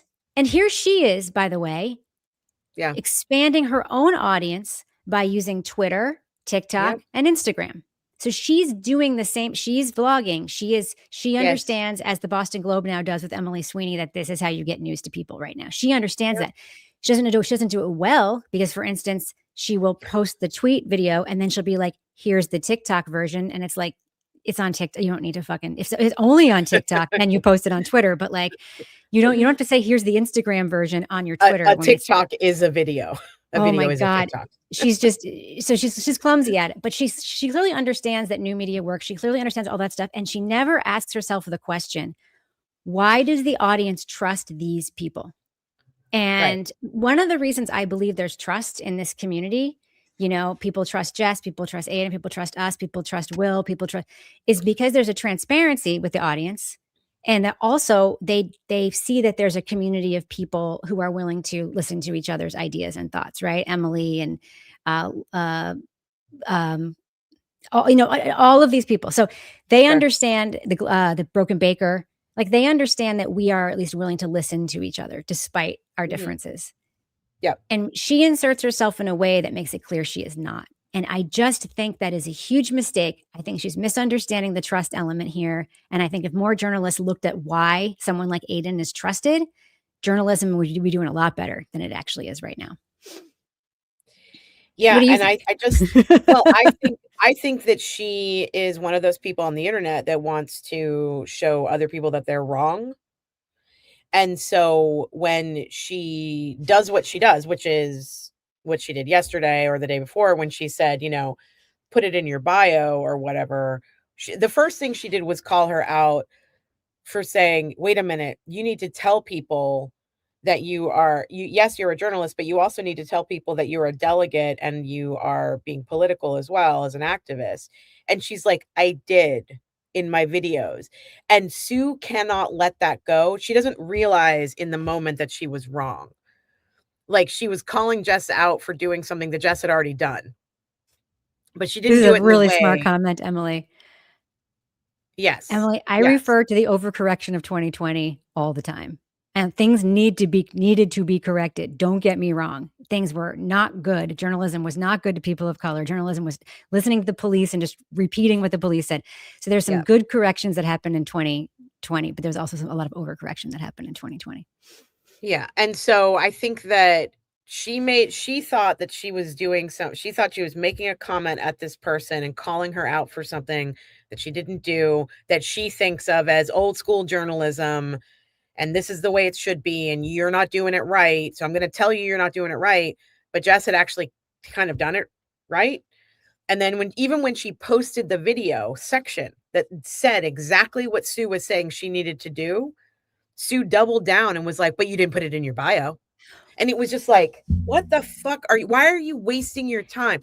So to me, it's like, she wants to be right. She wants to be like elitist, and she wants to get these clicks that come from when she interacts with Aiden or Jess. Right. And I'm just like, stop being an asshole. Like, what the fuck are you doing? Well, I agree with your principles, but what the fuck are you doing? Yeah. And I think that she has the energy of someone who drunk tweets. I'm not saying she drunk tweets. I'm not saying that. But she has that energy, meaning like I've done it where I jump into something like and then the next day I'm like, I shouldn't have fucking done it. Like it has like absolutely, or I just get, you don't have to be drunk, but I just get really like heated and like, and then I'm like, next day I'll just be like, I'm deleting that. It's just not worth it. But part of me thinks that does Sue believe that someone like Jess or Aiden or anybody else, or me for that matter, if she were to tweet something at me, would be like, you know what? You're absolutely right. Thank you for embarrassing me on Twitter. I learned my lesson. It's like the disappointed aunt routine is not working with this group of people. And I don't think there are a lot of people on the internet who have the capability of saying, you're right, I was wrong, you know? And I think that it's starting to change a little bit. I think people are starting to realize that if they can accept the fact that they were wrong about something and apologize and just leave it at the apology without any kind of explainer, I think that we can actually become a little bit more healthy in our society and the way that we communicate with each other. But right now, people get stuck in. And I think that's part of the reason why we have so much drama. I think that this goes back to the reason why Karen Reed was charged with this crime in the first place is because people did not want to admit that they'd done something wrong. Yeah. And I think that happens so often. And so when you have a prosecutor or a DA who doesn't want to admit that they're wrong, they're going to stick in their heels even harder. And it's going to turn into what it's turned into. Morrissey caused this. Proctor caused this. Like the Norfolk County DA's office caused this. All of this negative attention that they're getting. Aiden Carney coming out and asking these hard questions at a lacrosse game. The Testify people, raising money now to put a defamation suit against Karen and Aiden. Norfolk County looking like the laughingstock that they are. All of this is because Michael Morrissey dug his heels in and decided he was going into an election, like an election was coming up. He needed to side with the cops, is the way that I see it. He needed the cops to be on his side. Embedded in his office. They're on the same team. I get that, but he needs to like keep showing back the blue, even though he's a Democrat in Massachusetts, he's got to back the blue. The nature of Democrats in Massachusetts are populists, not liberal. Like that's the nature of yeah. So, I mean, he had to keep showing that, I'm like, you guys started this. You did this. You started this. It's the same thing with like Adnan Syed, watching prosecutors dig their heels in to prove a case because they are unwilling to see the mistakes that were made and to do the right thing is becoming the norm. And that's freaking me out. I have a reason that I want to address this. Goes off topic for 10 minutes. Why do you care about Sue? A huge part of the reason why we are still talking about the Karen Reed case is because the Globe covered it wrong. The public radio stations in Boston wouldn't touch it. And because the only people that did not do it as a both sidesism story were independent journalists. And Sue, I believe, has become more aware of the power of these people. And I don't think she is dealing with it in a way that's constructive. I've really struggled with this myself because I work for a mainstream media outlet. I work for New Hampshire Public Radio. with award-winning journalism outlet, like straight, like there is a rule. And like someone said, show me the rule where it says you have to put your thing in your bio. There actually is a rule where I work where you have to represent yourself as yourself all the time. It's the reason why I go by my own name everywhere. Also because I'm willing to stand by anything that I say. I mean, that's the rule around social media is like, don't make your workplace look bad, which is anybody's workplace's role on social media. And also that the thumbnail where I work is, are you willing to have a conversation about what you tweeted with your boss? And I'm like, I can stand behind, anything. So Sue comes from that mindset, but what I have learned over this past couple of years is that somebody I wouldn't have taken seriously before is doing work we should take seriously, even if we have issues with them personally, even if they don't follow the same code of ethics that are written on our outlets' websites, even if they don't, comport themselves the way you would as a television or print reporter. And the fact that happened, that the media did this wrong and independent people did it right or did it more right, is why we are still here. Because Karen Reed, likely the case would have been dropped if the Globe covered it as not as they say, she says, they say. But if they had dug in, if they had looked into stories, if they had done some document stuff, if they had reported on Michael Morrissey's being investigated by the feds, all that stuff, there's a great chance they would have ended up dropping this case against Karen Reed because it would have been too messy. So that's why we care about it. And that's why it's actually part of this conversation. It really, really is, because the Norfolk County DA, I mean, in this document dump, we see they're paying attention to media. They're paying attention to Twitter. They're paying attention to Aidan Carney. They're paying attention to all the media out there. So the media story actually is a very, very important part of this case, in my opinion. Absolutely. Agreed. Yeah. And I think it was a sidebar on my part, but it definitely has everything to do with this case. Sue was in the courtroom reporting on both trials. She was there sitting next to Aidan and sitting next to Jess. And they were all part of the same team for that. They were all supposed to be reporting the facts of what was happening in that courtroom. And Sue was a big part of this story as well. And so I think it's important when she is pulling the shit that she's pulling, I don't. Also, I just wanted to say, good. I thought her courtroom TikToks were great. Not TikToks not like the app TikTok, but like her TikTok of what's happening moment to moment. She probably did the most thorough live blogging through her Twitter of real time. I know that you and I were following what she was putting out because it was minute by minute. It was almost like the Idaho guy from the Corey Richards trial. It was similar to that. Yeah, it was like if we wanted to know it. Yeah, if we wanted to know what was going on minute to minute, I would check in with Sue's Twitter. The Globe did it too, but they didn't provide any color commentary that was important to actually understand what was going on. So yeah. I did want to say thanks to Hank Breenan's deviated septum for the tip that you just sent over. That was very sweet of you. Thank you for your tips. Remember, there's a Venmo and Cash App across the bottom. If you like our show or if you're watching our show right now, please like this video. There's 940 of you currently watching. If you could give us a like, you could subscribe. That would be wonderful. That's free. If you want to become a member, you can come to our members only live later where I will drink. And for the first time ever, watch the Nightline interview of the McAlberts and watch the interview of Michael Proctor, which I previously lied about having watched, but did not actually watch. Liar. So that earlier comment about someone saying that they saw that they heard a story that Hank Brennan was working out in Aruba and that person talked to him. Absolutely. I believe that Brennan believes she did it because I don't think he did his due diligence or research before. I think he struck me, and I said this many times during the case, he struck me as incredibly unprepared is how he struck me. So he struck me as trying to. He was getting paid. He was making a paycheck. Cobble something together. He probably thought this office would not be pursuing it if it were not true. He probably took them way more seriously than he needed to, even though apparently they weren't allowed to speak to him when he was at work. So it doesn't surprise me that he would think that. I think he needs to think that in order to be able to look in the mirror. Yeah. I mean, I think you're right about a lot of these people, that they need to be able to look in the mirror. And so they have convinced themselves of something. But deep down, when you lie your head down on the pillow at night to go to sleep, and you have those few moments where you think about the things that you've done in your day, or you think about the things you've done in your life, or you think about, things that have happened to you, in those few moments when you are putting your head on the pillow to go to sleep, you know the truth. Jen McCabe knows the truth. Brian Albert knows the truth. Matt McCabe knows the truth. Nico knows the truth. Hank Brennan knows it. Adam Lally knows it. This person doesn't know it. Of course, I've been contacted with passive-aggressive messages. My skeletons are not secret, and Karen Reed is factually innocent. Sorry. Sorry, Rights on 750. I respectfully disagree with you. Respectfully disagree with you. Was talking to Lally. Yeah.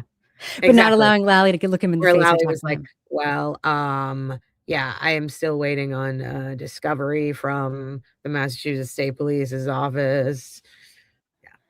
Let's go have a cigarette. Yeah, and I'm going to let Proctor bully me into saying that nothing exists when it actually does. Like the Scapiccio is not letting that stuff. Remember she put Lally on the stand and was like, so what's the process when a cop just won't send you the warrant? And he's like, well, this is the process. Keep asking. I just beg them for it. I just keep asking. And what if they don't give it to you? I keep asking. Mm-hmm. So one of the things I hadn't seen before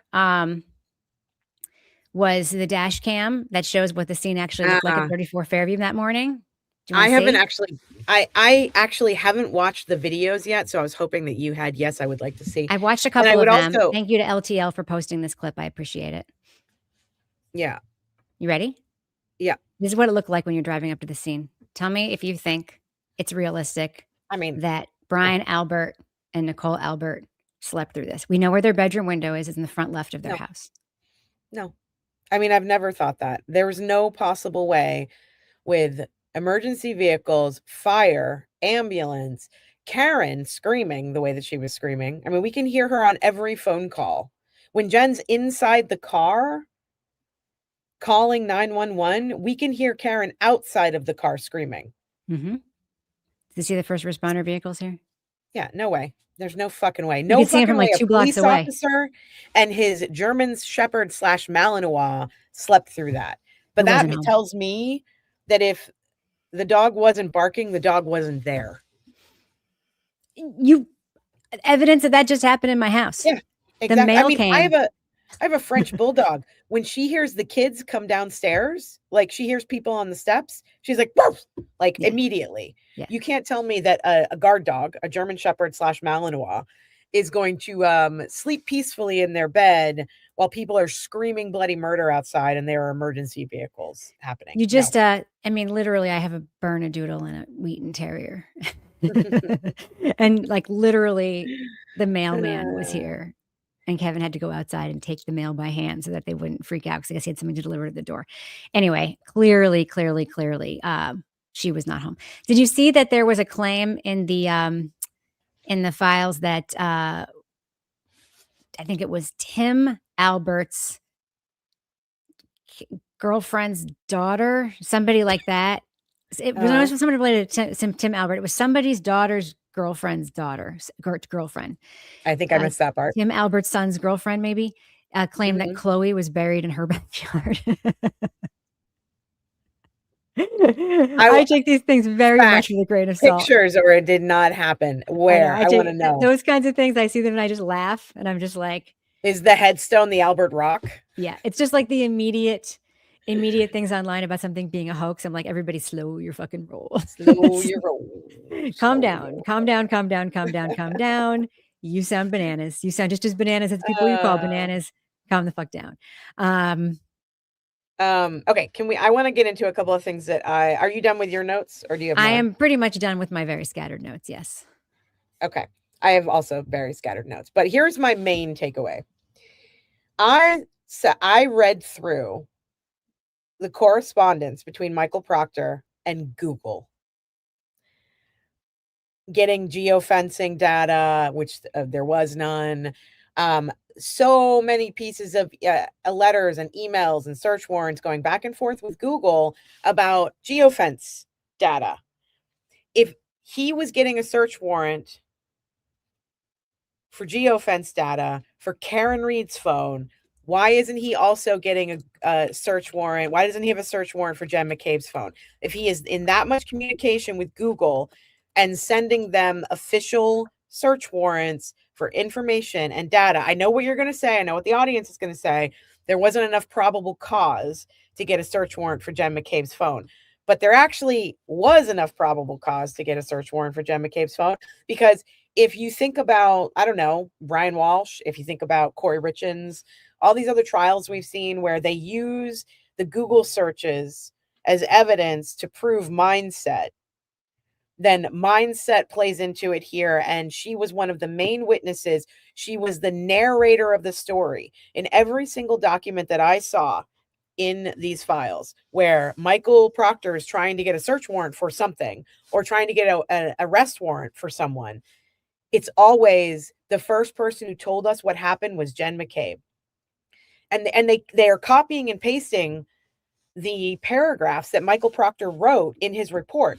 And the first paragraph says a female called 911 and said there was a body lying in the snow that was unresponsive and blah, blah, blah. And when we got to the scene, the first person we spoke with was Jennifer McCabe. She was there with Carrie Roberts and Karen Reed, and Jen McCabe told us what happened. And then the next paragraph is, then we met with Matt McCabe and Jen McCabe, and they told us what happened. Jen McCabe has always been from the minutes after John was put in the ambulance, Jen McCabe has been the narrator of this story. And the idea that they were able to get search warrants for Karen's phone and for the geofence data from Google, and they didn't try to get Jen McCabe's Google data is beyond me. And why in 2 trials, no one was like, why don't we try to get the Google data? Like, why? What is your opinion? Because they weren't treating it's because they weren't treating her as a suspect in any way. And that's what you would do with a suspect. How could they not, though? How could they not? Because they chose not to, because they were all in on Karen. And to the person in the comments who says that Brian McCalbert snuffed the dog that night, he did not. They didn't rehome the dog or whatever happened to her until May of 2022. Because remember, she got into another fight.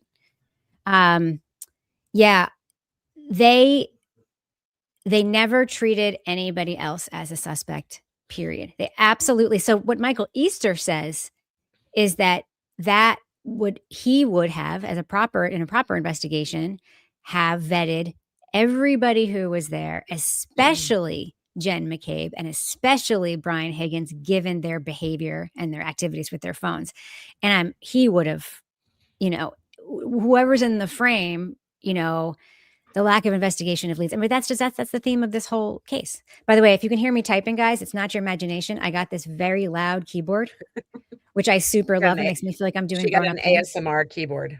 I did. So I'm not being subtle when I look something up. Just FYI. I'm like, there's got to be a way. Is there anyone who can get this information from Google? Because here's the bottom line. If they wanted to get to the truth, they would have subpoenaed Google. If they wanted to get to the truth of who killed John O'Keefe, they would have asked Google. It would have cleared everything up. If Jen McCabe actually made that search at 2:27 a.m., it means that they are culpable. It means that at 2:27 a.m., she is thinking about her friend lying in the snow, dying, because they put him there. And you can't get beyond that. You can't get past that. And so the idea that they didn't have a curious enough mind to get in touch with Google and try to get this information from Google about Jen McCabe's phone tells me all I need to know, that this is actually a cover-up. Yeah, I'm looking at their server logs situation. I mean, you can... As a user, your search history stays for 18 months unless you delete it or unless you change your settings. And we know that she deleted that. Yeah, it's unclear how long Google will keep it for. They say if you delete it, it's gone, but everyone knows that there's. So I don't know. It might not be attainable now, just like the data from Toyota is not attainable now. So yeah. Yeah. So that was one of the big things. I'm like, when I first opened up the notice of discovery, like the NOD files, I was like, the first thing that I saw was search warrant Google. And immediately I was like, you got to be fucking kidding me.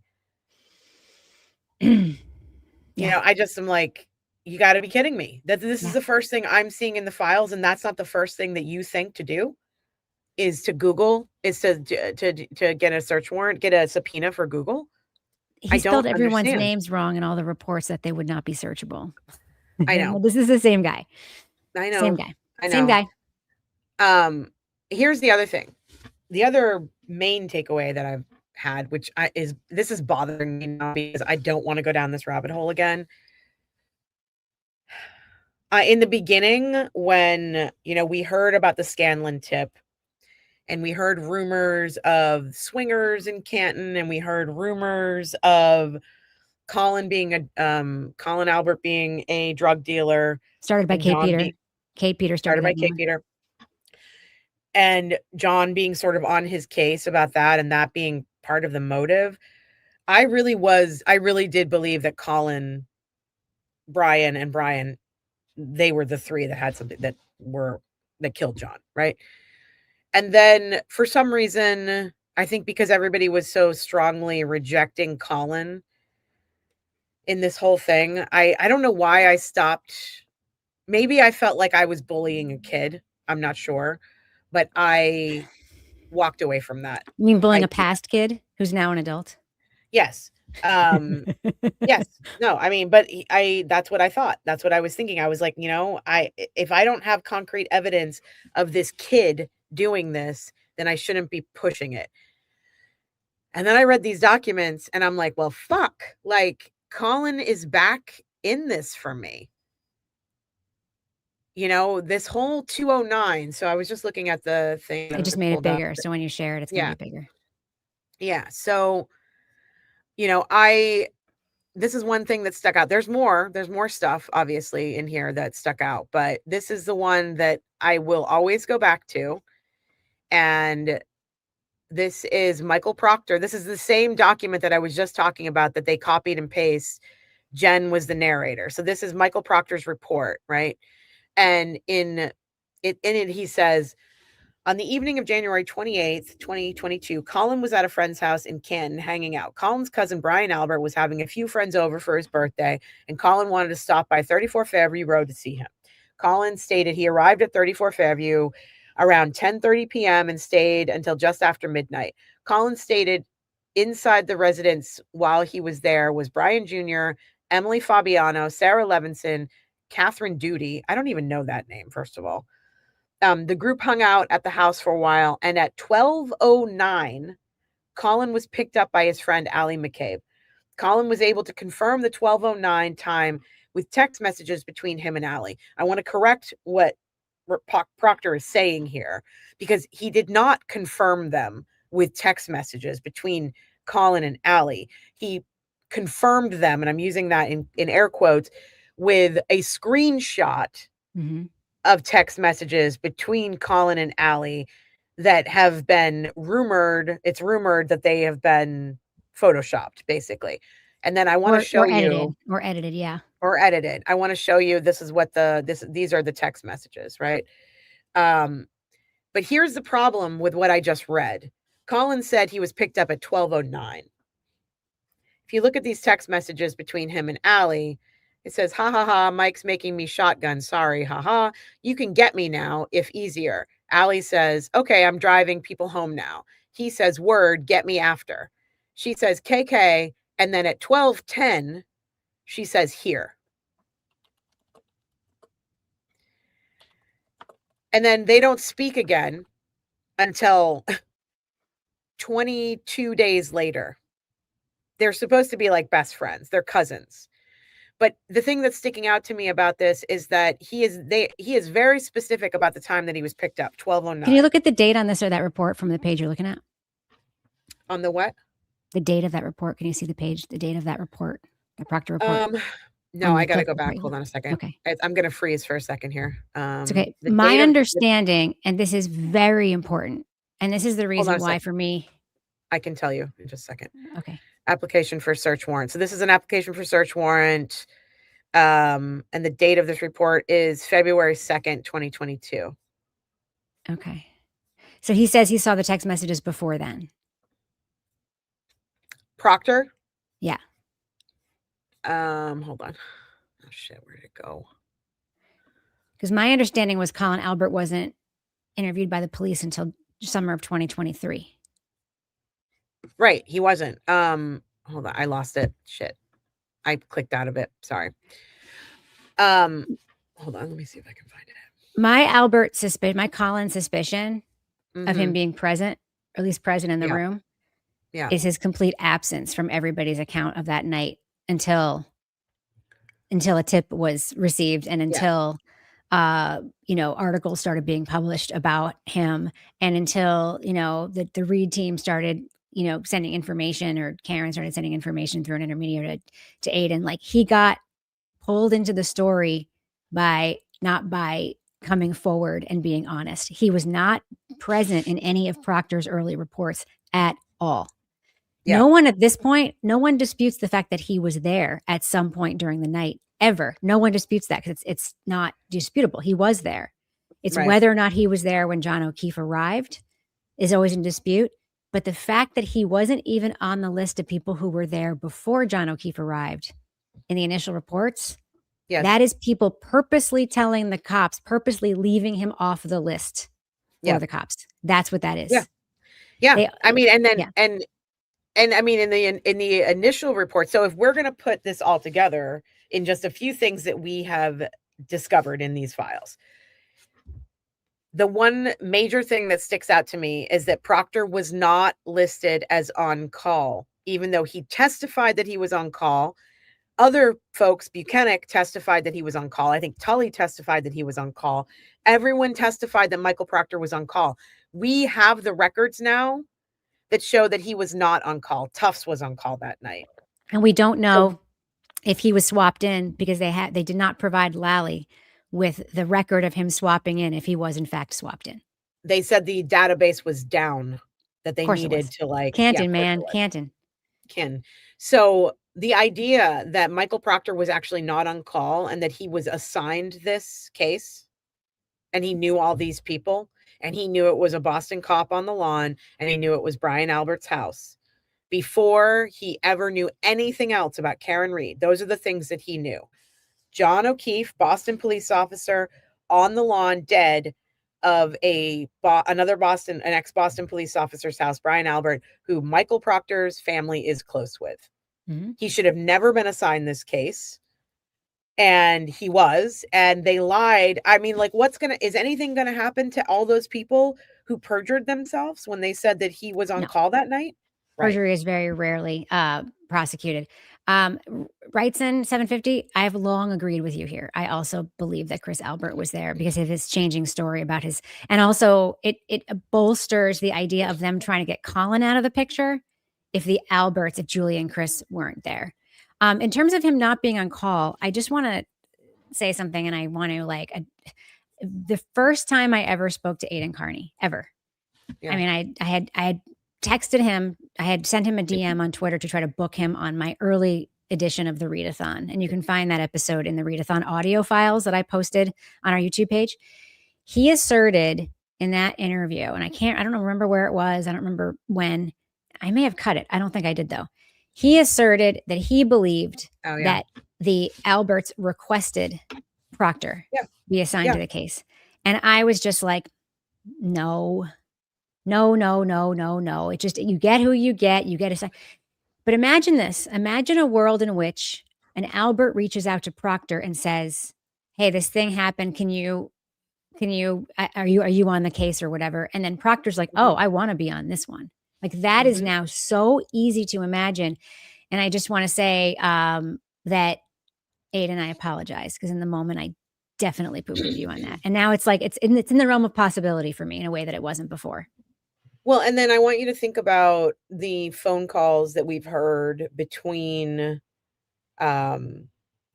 emergency services, Tully, Lank, these people they're like being very vague on the phone after John's taken to the hospital. Like, did you see if the guy was there yet? Have you seen were you in the ambulance with the guy?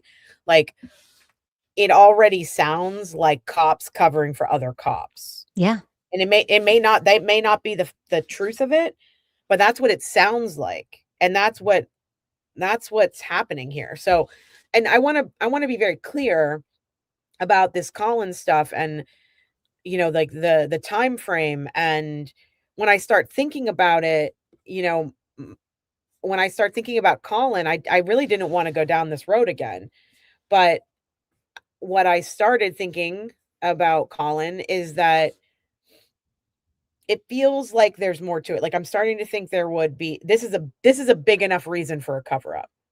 Because if Colin was the one who actually punched John, and that's what caused him to fall backwards and hit his head and die, everybody in their entire circle and community is going to try to protect Colin because he was a kid.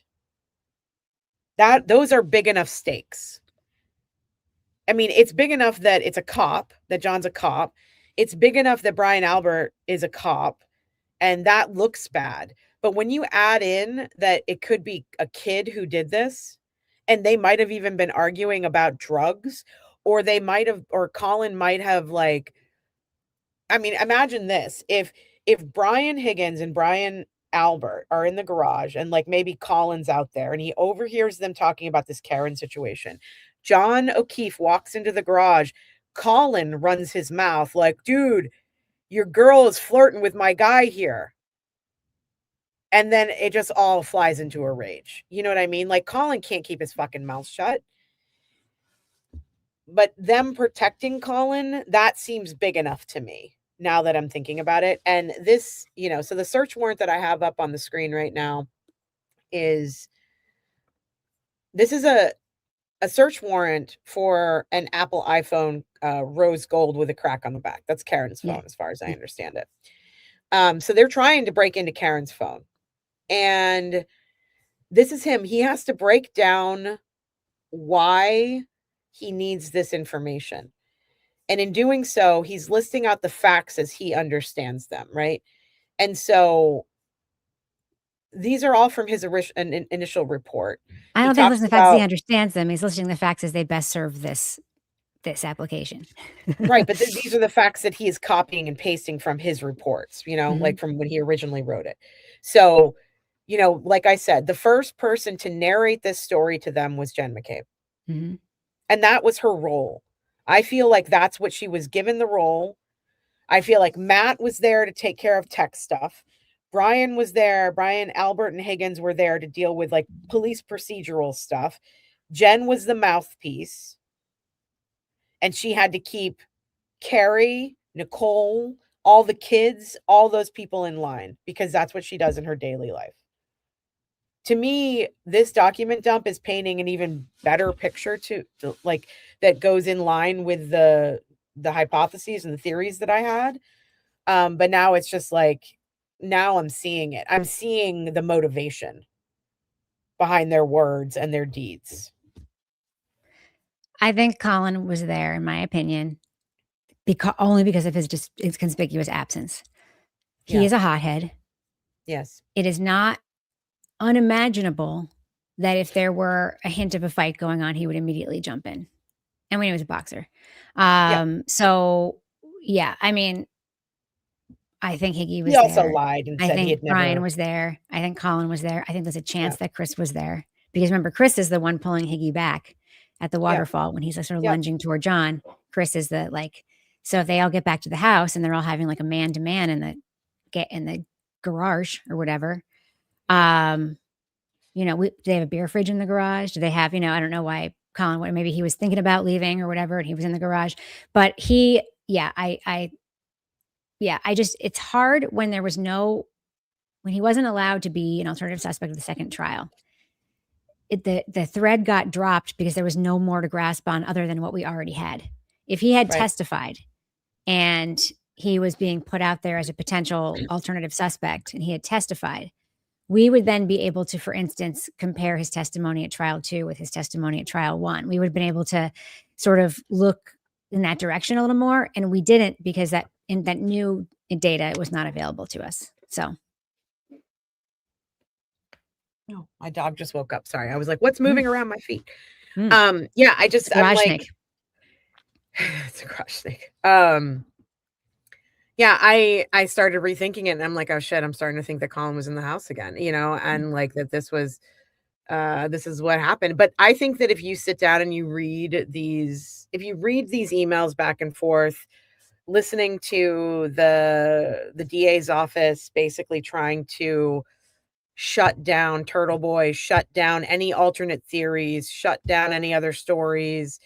And you watch Adam Lally going back and forth, begging for discovery from the MSP. You know, all of this, the Michael Proctor is all over these documents, obviously. And you really start to see him like trying to paint a picture of guilt. And it's really just not there. It's never there. The evidence is never solid enough. I mean, like Trooper Paul, like, you know,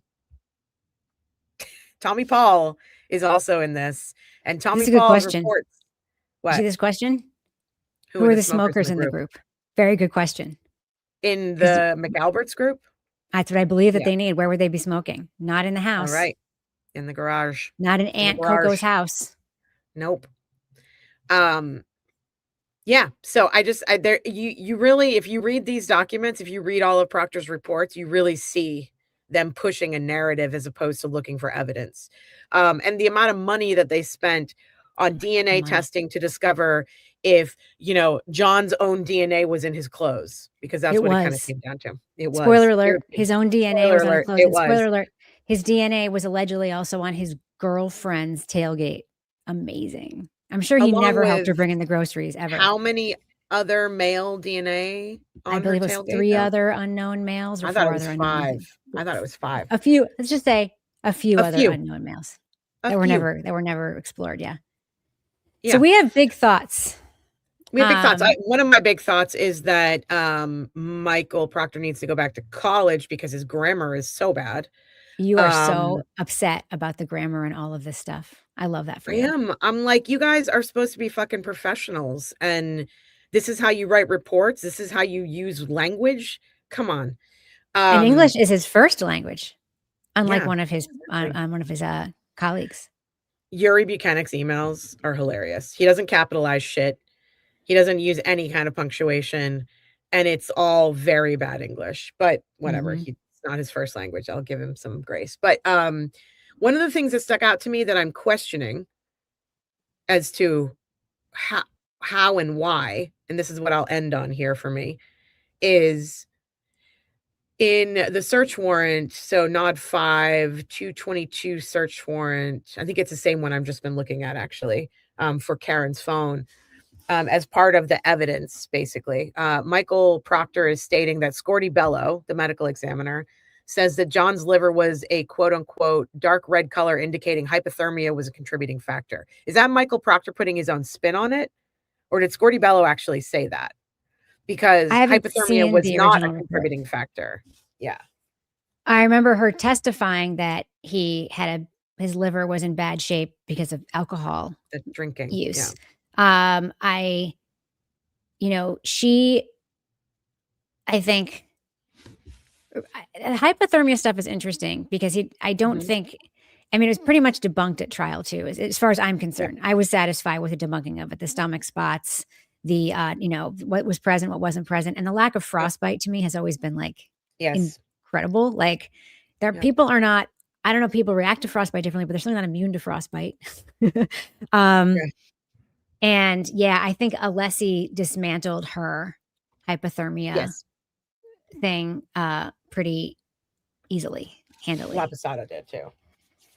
Yes, like the video, subscribe to the video, smash that subscribe button, and become a member. If you become a member, you'll be able to watch me in real time, watch the McAlbert interview for the very first time, because I lied about having seen it before, and I will be drinking when I do that, just FYI. I believe you lied. That's at 5 p.m. Eastern Standard Time. I don't think I have any pot. I'm gonna have to figure something else out. But yes, it's shocking, the video that we're going to watch later. If you haven't seen it, I hope that there are going to be people there that haven't seen it and can watch it in real time with you, because Floaskis says Scorty Bella didn't say he was hypothermic. She thought the spots could be Wisniewski spots, indicating possible hypothermia. See, okay, so I believe the cause of death originally, though, was he died of the head wound exacerbated by hyperthermia. Something like that. The interesting thing about that is that let's say Scorty Bello, if you can look it up, that would be helpful. If Scorty Bello says something along the lines of he died from blunt force trauma to the head, and the what was it, the contra coup? Blunt impact injuries of the head and hypothermia. The primary cause was the head trauma, which included fractures and brain swelling. So she called hypothermia a contributor to the death. It's really interesting. I remembered it right. It is interesting though, because instead of saying that the dark red color of his liver was due to excessive drinking, Michael Proctor chose to say that it was indicating hypothermia, a contributing factor. The interesting thing to me is that on the stand, Dr. LaPosada just completely debunked the hypothermia. So the reason why I find this is interesting is because a medical examiner is saying there's a possibility that hypothermia was a contributing factor, and then there's another medical examiner saying no, absolutely not. And the medical examiner who wouldn't give Michael Proctor what he wanted, which was cause and manner of death, gave him just this little bit that he was able to use for a search warrant to get Karen Reed's cell phone. Well, he took her data and you remember how mad he was that she wouldn't give him manner of death as murder. Squirty Bello is an interesting character in this whole thing. She wasn't even supposed to be there. Like she was a substitute medical examiner. Can you imagine if they had the regular person? If they had the regular person, it would have been like, John O'Keefe died with an imprint of a taillight on his face. That's what the autopsy report would have said. Because it seems like I don't want to diss the regular. I'm sure the regular medical examiner is a lovely, competent person. But Proctor sure seemed surprised when he wasn't able to get what he wanted from this medical examiner. So I always jump to the conclusion that perhaps he was able to get what he wanted from the regular medical examiner. Yeah, and I agree with Darlene. I'm sure that he was like, well, he probably had hypothermia. You know what I mean? I'm sure he like fed her a little bit of information, and she felt like she needed to give him something because they were getting so pissed with her. Yep. But I don't think that LaPosada was a great witness for them. I think that she was completely torn apart, not in like a mean-spirited kind of way. It's just that LaPosada had so much more experience and so much more knowledge, and she just tore Squirty Bello's, testimony apart, basically. I think she added to it. I think Squirty Bello was a great witness for the defense. I really do. For the defense. Yeah. For the defense. Yes, not for the prosecution. Yeah. The text where Proctor states Squirty Bello is a whack job told me a lot. How many other times have the MEs been pressured to write the COD in a certain way? That's what Wrightson said. Yeah, I agree with that. I want to put this one. I love this one. The women doctors ruled in this case. They've seen so much crap from bros over the years. Nothing faces. Yes, all the doctors were women except for that one, Dr. Wolf, neurosurgeon. Oh God, that guy. One of my favorite pieces every of testimony. Smarmy man doctor I've ever had who tells me that my pain or whatever I'm complaining about isn't real. He reminds me of that guy. One of my favorite pieces of testimony about him was like, I forget who was that. I think it was Bob Alessi, maybe, who was like, so would you expect a neurosurgeon to be able to tell you about this injury? And she was like, absolutely fucking not. What are you talking about? No, because they look at dead people. That's not a neurosurgeon's, I don't even remember who it was. He's looking at alive people and I'm looking at dead people. And I do this. Yeah, it was so good. It was so good. It just like, yes, Crash Daddy was a doctor. I'm talking about medical doctors in the case. Yeah. He may have been I don't know if he was a medical doctor and I thought he was a PhD. Hank was scared of LaPosada and what she might know about him. Because he's used her as an expert before. I do remember that detail. Yes. I always wondered, like, if he saw an expert he'd used before on the list, like, he probably fought hardest to get those people out, right? Yep. Yep. So we have more to talk about this for sure. We've been doing this a while this morning. So there's going to be more, right? Like on our Thursday show. I'm only like a quarter of the way through the emails. I'm like maybe halfway through the files. We can talk about this more on Thursday.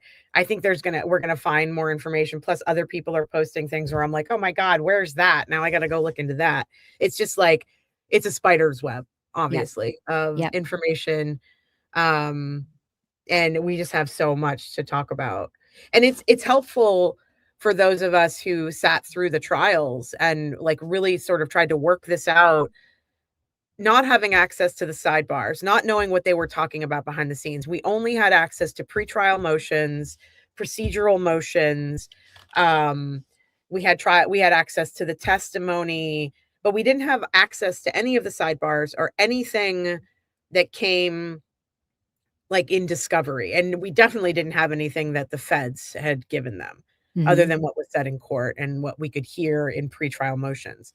So seeing some of this discovery is really solidifying for me that this was a manufactured story on the DA's side, and that those who wanted to be in the clear got on board, and they got on board heavy and hard, and that's where they stayed, and that's where they are today. And that's why the rest of us are fighting so hard too, because we see the fallacy. Like we see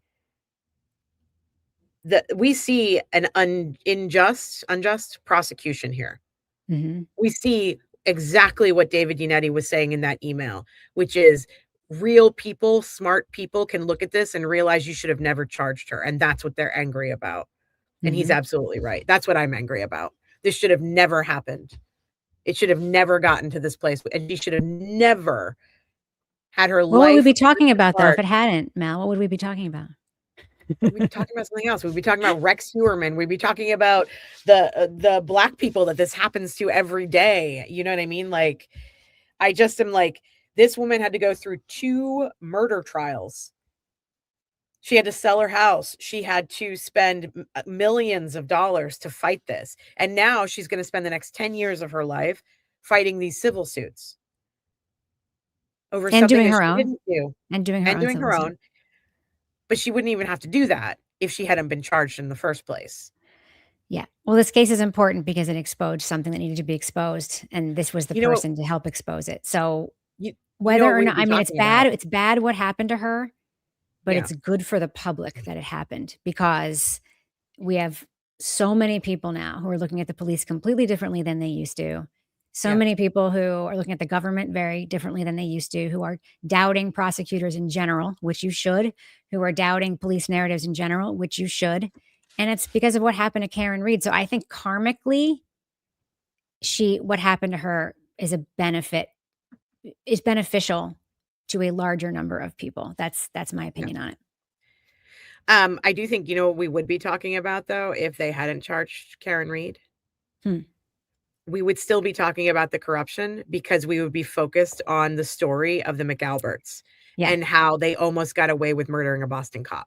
Right. We'd also be talking about Birchmore for sure. Thank you very much, Flo Oskies, for your pounds. We really appreciate your pounds.